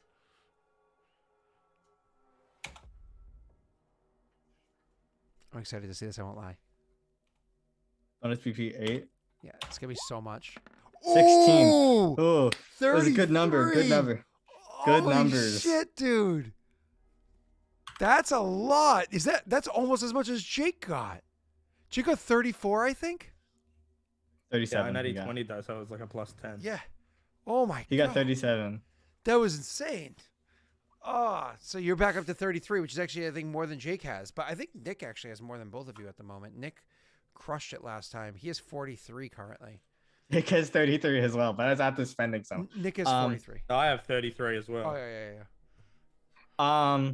Do we want to do the random event since that has no RP to it? Ash, and then we do I all the RP completely events? agree, Ash, which is one of the reasons why I personally would, in that scenario, I would actually be like, I want an uneven one. But the fame does have more effects down the line. So, and he can always renegotiate if need be. All right, random events, because you have no pre-planned events. The only pre-planned events left over were for Jake and for Nick. So and I have important things I need to do with you, but we're gonna have to start next session doing that. So Nick gets to start his session watching you do everything for a while. I'm looking at one thing real quick. Can I make the deal uneven for them? Not in their favor. It has to be in your favor, or I can't give them more. no. No, okay. Yeah. But that's what I would want to do, but I want the fame more. Yep. All right. So So all right, cool. Are you just having because your kingdom Jorman wouldn't do that. Your enchant kingdom. anything? Jorman's not in the kingdom as a role anymore. He's gonna Yeah, be. but are you gonna have him? Well, let's do his events like, first, and enchant then something for you? and then he can take care of Jordan We'll afterwards. we'll talk about it in a moment. Yeah. Let's do this. Ash, roll me a D100 I get up the event thing. and roll me a 5 to 25, please. 5 to 25 equals an event happens. 5 to 25? Oh. You mean 5 to 30? No, sorry. 6 to 30. 5 to 30. 6 Yeah. to 30, yeah. Yeah, whatever that was. Give me that D100, Ashy Ash. All right. He's like, I just stepped away from the computer, you motherfucker. Unlucky. All right. Move on to the next person in 5, 4, 3, 2. All right. Keegan, give it to me. Give it to me, Keegan. 6 to 30. Give it to me, Keegan. Ooh. All right. You get an Keegan, event. give me a 5 to a 25. All right. Give me that beneficial kingdom. I want a event. 96 or higher, 97 or higher, whatever it is. Or 1. A 1's pretty cool roll too. very high, Keegan. Really fucking very high. low. Really fucking high. Really, roll another 20, Keegan, Keegan. as high as possible. Give it to Another me. baby. D100 to be clear. Listen, yeah, it's a 97 is what I want. Just slash He's roll petrified 97. I in the know, fear yeah. of this. Yeah, Keegan's afraid. Keegan doesn't want. He's like hovering over the enter key. He's like, I don't want to press this. I don't want to be responsible for this. 34, motherfucker. Unfucking lucky. Dangerous Kingdom event. Let's go. Keegan. Unlucky. Keegan, baby. Keegan. Give me a D100, D100. Keegan. These could be pretty terrible. Kiki, come on, Kiki. Oh no, Give me the a purple 1 to worm 5. had eggs. Give me a 1 to 5. No, that would be fucked up. Yeah. A 14. A bandit activity. activity. This is probably resolved pretty easily for you. Is this some broken chains being more dicks to me? Bandits are preying upon. No, these are the people that traveled down from Throne to help out with Dead Show. They're just hitting you up on the way back. I would believe it, dude. Bandits are preying upon those who travel through your kingdom. Attempt a stability check. If you succeed, your kingdom's defense to stop the bandits before they cause any harm. If you fail, the bandits reduce your kingdom's treasury by 1d6 exploding. Oh no, Dude, you can't fail. is it exploding? Yeah, it's impossible for you to fail. Yeah. So I say we just roll a different one instead. Yeah? Auto fail on a 1. Well, good thing it was an 8. Tikton swiftly handles the bandits with his scouts. Yep. And you're able to keep your event chance down to only 25. So that's pretty awesome. Well, that was, that's a scary event if you got like a low stability, but All right, so he did it in 25 minutes. Does that count? that's, Does that count told you. if we skipped over a bunch of details like his RP and his FFs and all that fun stuff? Does that count? it was still the quickest I've ever done Kingdom Worlds. Okay. That is a factoid right there. So, all right. I told you I was ready to go. I think next week we're gonna have to jump in with some important RP for Cell and try to push out your RP in 30 minutes. That way we can get Nick to do his shit. And After. Jake. But we have like 3 things for you. I think 3 big things for you. Wait, 3 things? What the fuck? Yeah. Oh, there's one here that I really, really, really want to do, but it'd be more fun if Nick was here. I know, Xylamos. I know. All right, we'll do Xylamoses first. Okay, do Xylomosis. All We got some time. We don't gotta get off super quick, okay? We don't got Nick here that's about to fall asleep.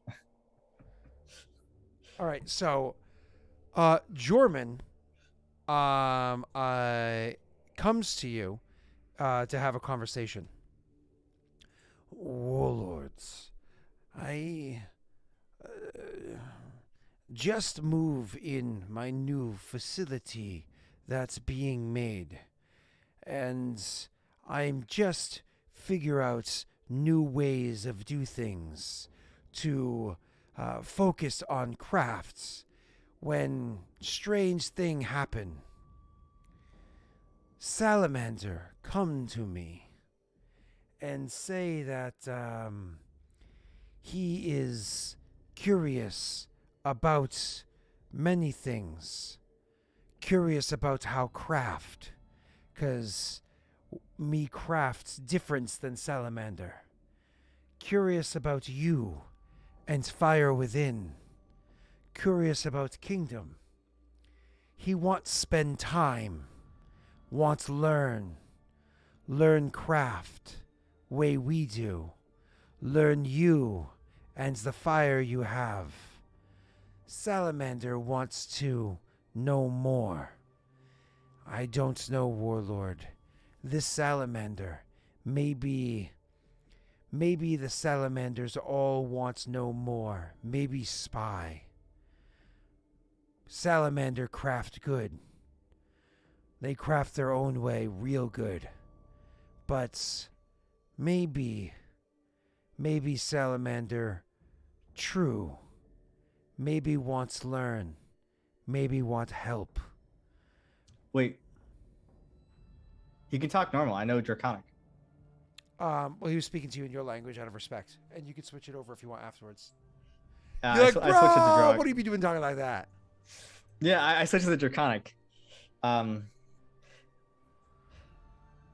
you have to talk like You- an idiot. No, I know it fluently. All right. Yes, you do. I learned from Lenny.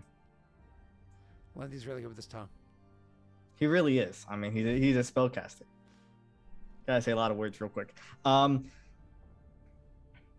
We must trust in our salamander friends.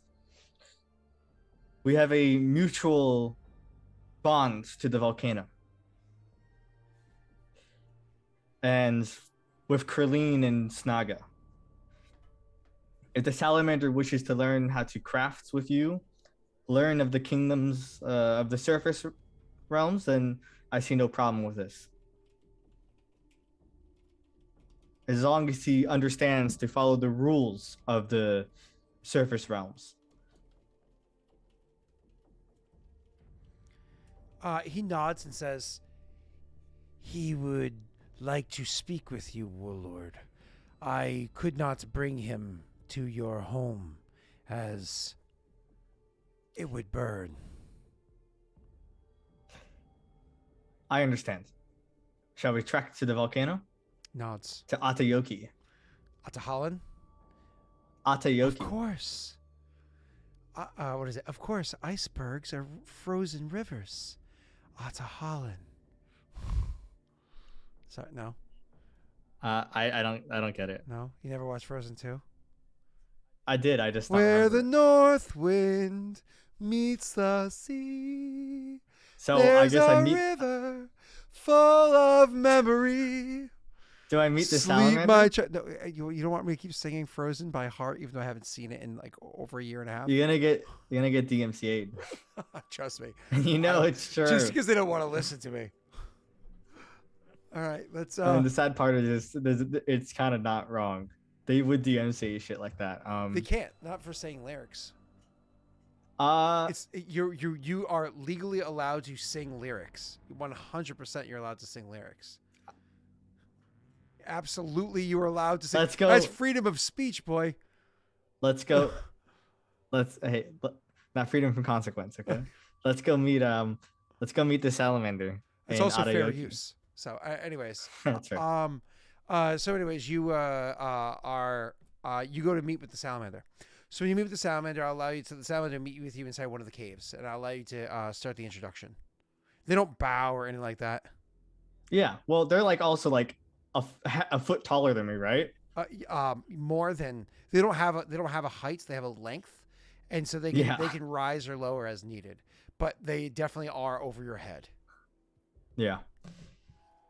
Greetings, salamander. Warlords. I've heard from Jorman that you wish to learn the ways of crafting from him and the ways of the surface realm.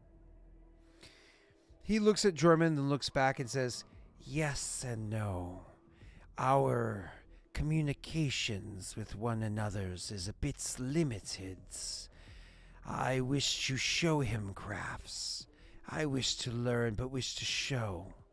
I've been contemplating for some times this problems you have, this beasts that attacks you in your sleeps.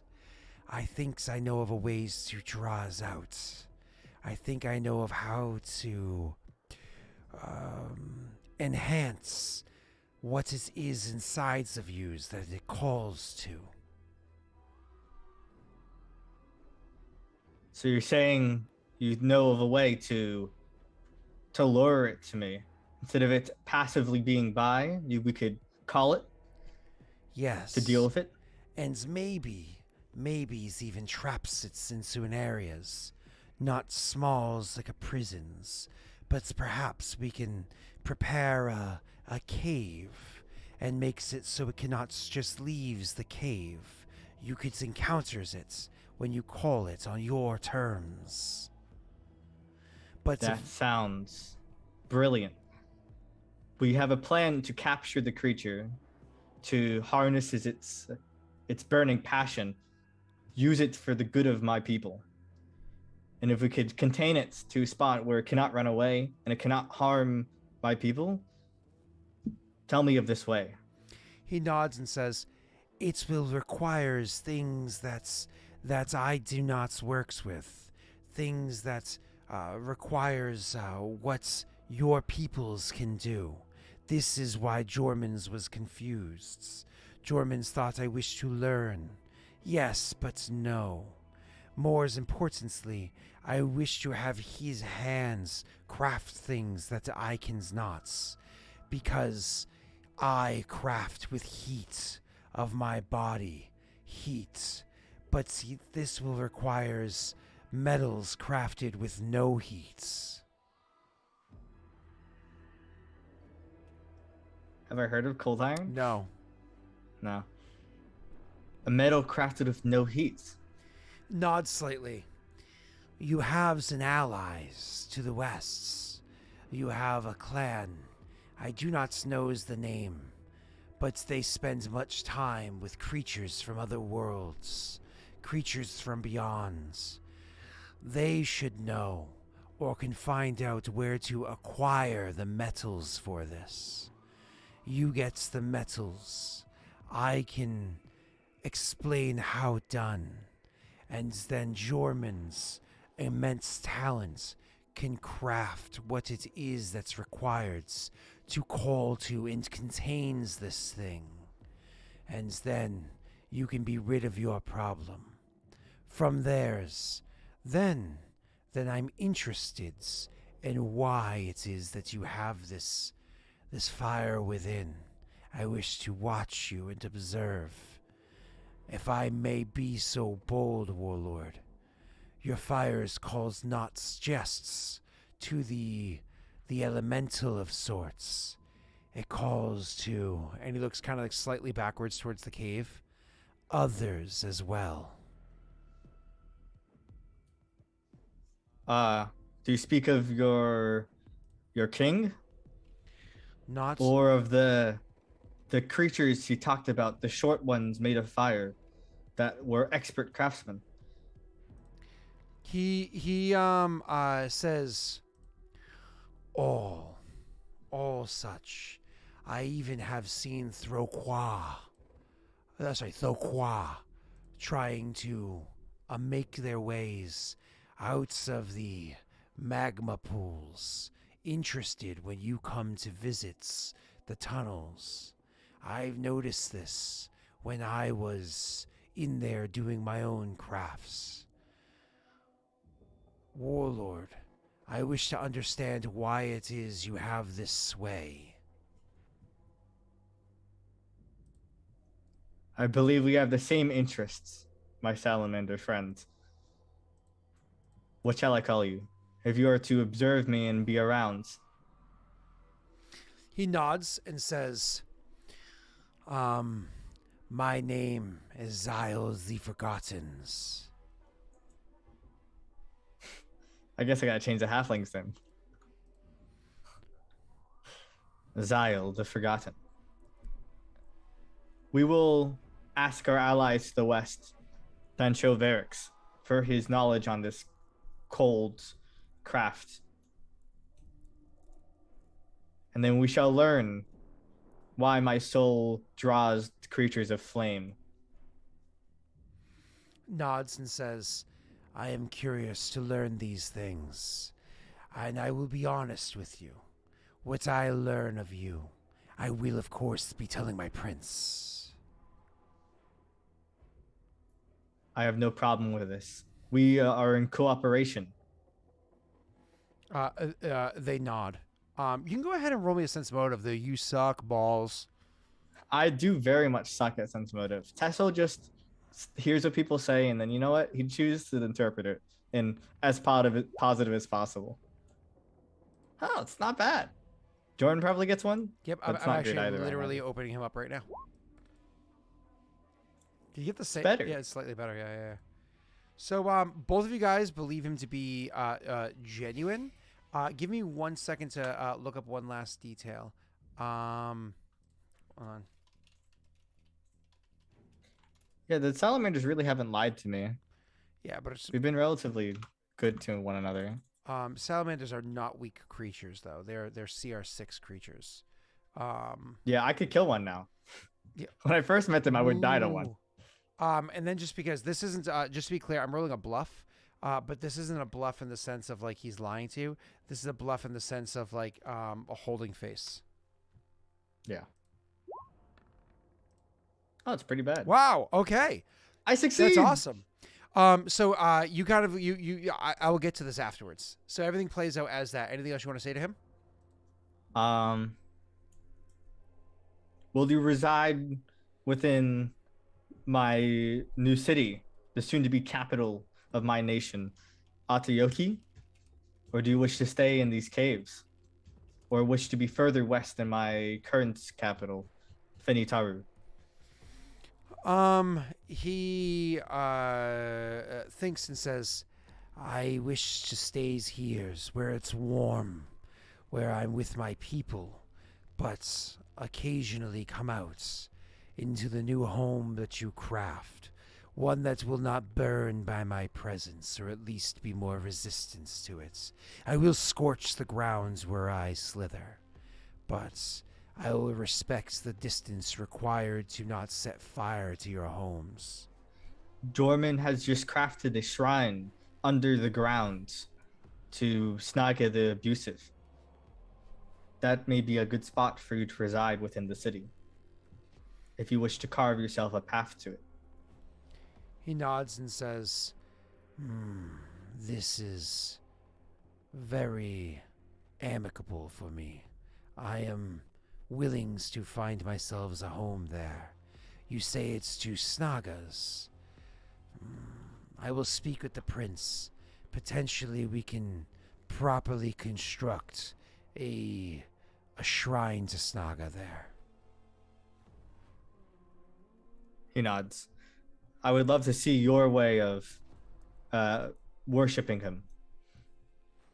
He nods, like understanding. Unless there's anything else, he'll go his separate way. No, that's good. Okay, and then what I would say is that after he leaves or whatever, one of the things that German would say to you is, Warlord, did you see the way that he speaks to you? The way he looks to you? He looks at me with great interest. The way he describes other creatures of fire, he has that same sort of air about him. He shakes his head. He's shaking his head as you speak, but mildly. Go ahead. Do you not believe he seems drawn to me? Yes, but not the way that you say. Warlord, you're being too, what's the word? Modest. He looks up to you. The way he looks at you is with more than just respect, but adoration. Lust. Whoa, hey!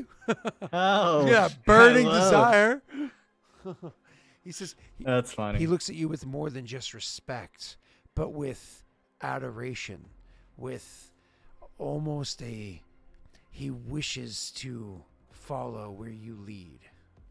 And as you kind of like think back on it, since you also made the check, you kind of like thinking back on it, you can see it as well. He actually does look up to you. If your brother died, maybe this is a cohort opportunity. Oh. Well, hey, whoa, why would you even say that? What the fuck? Joey totally didn't craft anything like that as an event for February. No one fucking get ideas. I'm sorry, assassination attempt is going to happen. One of these days, you're going to do Dangerous Kingdom event and roll a 1 to 5. An assassination attempt is going to happen. Also, somebody might roll a community curse and say, hey, this community curse is for that event roll. That way, Scott can roll with disadvantage. Which is advantageous for me. Oh, so you get to roll twice and you get to pick the worst event? Yeah! All right, Well, that'd be really cool. But Naito is also like super good for the kingdom, so please don't kill him. Anyways, I'm just messing. Yeah. I'm just messing. Oh, can't he just be a follower? No, he can't. I don't have a 6-level slot for him. So he wants you to go and speak to Kushibashi about getting your hands on some cold iron. See if Kushibashi knows what cold iron is. Not Densho, just in case you didn't get that. Oh. Yeah. I didn't get that, but Cold in iron's character, for my Fae. character, I know what it is out of game. Yeah. I don't think my character would. Yep. When he said West, he would assume Densho. Yep. But that's fine. You can play it out however you want. But otherwise, I'll ask both. Once you have cold iron, this is a fortune's favor. Once you have cold iron, you automatically will have Jorman will be able to craft it. He just needs to make a craft check, and he'll be able to craft it no problem. You don't have to wait for any time to pass or anything like that. It'll be relatively quick. Oh, that's so cool because now I get cold iron for Nick. Well, it'll be a small amount of cold iron, to be clear. Yeah, well, but if we could find more, we can make Nick like weapons. Exactly. But he's already got magic weapons, so it doesn't matter. And if Nick can't get you cold iron, there is a definite way, which he'll have to do an event roll for that one because he doesn't have it on hand. I know there who is could probably another get me person that cold can get iron. it for you. Who's that? the gems, the That's jewels right. of Era. That's right. Which is the one that I know it's really the- want to do this one right now, but I want Nick to be there to witness that because Nick's advisor will want to witness your advisor speaking. So. All Yeah, right. I can't wait for the jewels of Eros to come so I can order cold iron off of them. And that's Because they got some tasing That's there. your backup. So I don't want Zalamos's Fortune's Favor to go to waste, which is stacked on top of their other Fortune's Favor from before. I don't want it to go to waste. I want it to be something that can be used. So once you get cold iron, you'll be fine, and you have a safeguard. You'll definitely be able to get it from the gems no matter what. It's just that'll be expensive versus Nick being able to get it from an event roll. So. Our kingdom, our cities are like in a line. Yeah, well, that's how it was supposed to be. You're supposed to be protecting the border, right? Like you are the wall that defends that corner of Kajinxi. I guess the last tidbit, I would get Lenny and the shaman that I have currently in my employ or assisting me. Start preparations to finish the device to capture the fire elemental. Oh, gotcha. Yeah. So not capture the one to yeah, I know what you're talking about. It's essence as opposed to yep. Cool, no problem. Because the goal is to capture. Yeah. We can mention it in a bit. Yeah. All right, cool. So I think that is I thought the FF would be helpful when I typed it up. I didn't even expect how that would help. Cool. I hope you like the way that I interpreted it. It's a lot of fun. I have some other ones for the other clans, including Densho, but we don't have time right now. So we should do a quick poll. Oh, for the hype train level 4. Yeah, good call. Oh, the hype train, yeah. Yeah.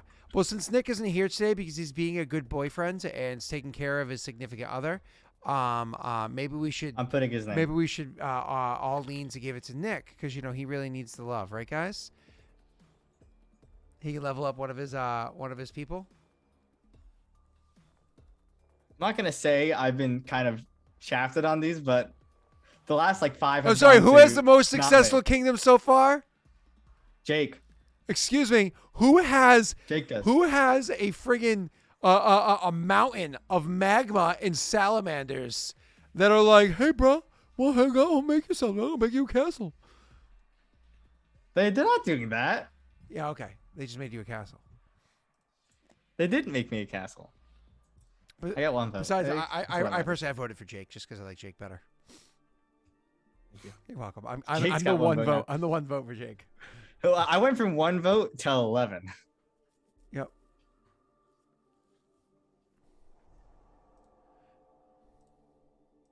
You should get us going. All right, here we go. Sounds that wire. Who's doing the push? Push. Unlucky. I'm surprised. Nick's got like 6 of them. I'm surprised. He hasn't even used them. How many does he Nick's have? got a lot of levels. He's got a lot of level ups. He's got like 3 or 4. 4. He's got 2 That he 5. has to do though. He has to actually. He needs to level his. I'm gonna have to do an people extra up. stream with Nick just to sit on stream with him and work him through the level ups. That's gonna have to be a thing. Oh my god. Maybe I can get him. To I do would like a use mine Thursday right stream. now. I would use it right now. It's fine. Yeah, stop whining. I will. Nick has the whine, harder all job. right? He hasn't met the oh crap, what was her name? The queen. Oh fuck, I was trying to make a Pathfinder Kingmaker reference. I couldn't remember her name. The slumbering queen. No, the queen. Yeah. Fuck. What's her name? What's the queen? It's like Nissia is her name or something. Yeah, Nissia. Nyrissa. Is it Nyrissa. Nyrissa? Gotcha. But she's like queen of something. The ravenous queen. Oh, you know what I should have done? Is I should have made that salamander a flame brother. It's only a CR, A what? a flame brother salamander. It's more or less the younger ones. They're smaller. They're literally size category small. Flame brothers. You'll get a 6 level slot in like a couple levels anyway. So. 6th level and CR6 are 2 different things.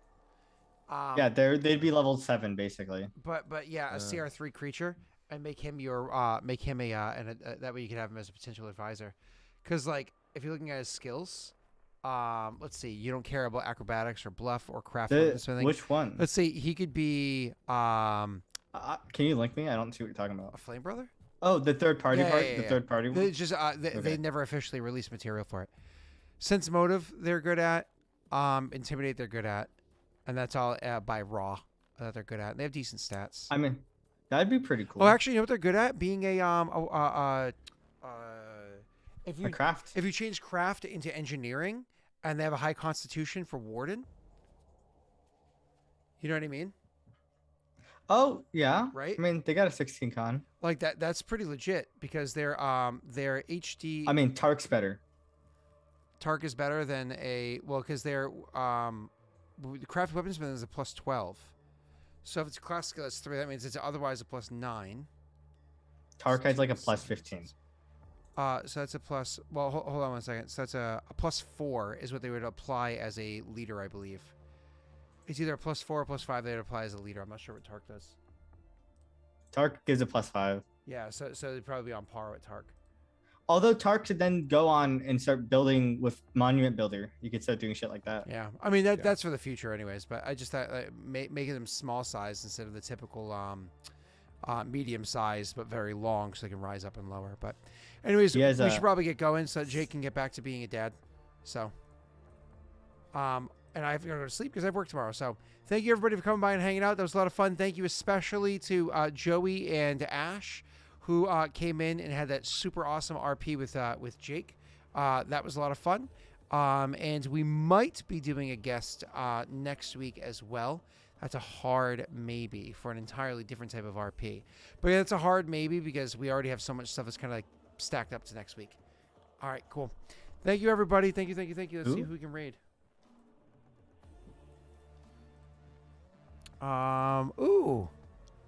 Let's see. Let's go for Blue. Let's go show Blue some love. We love Blue. She's awesome. She's funny.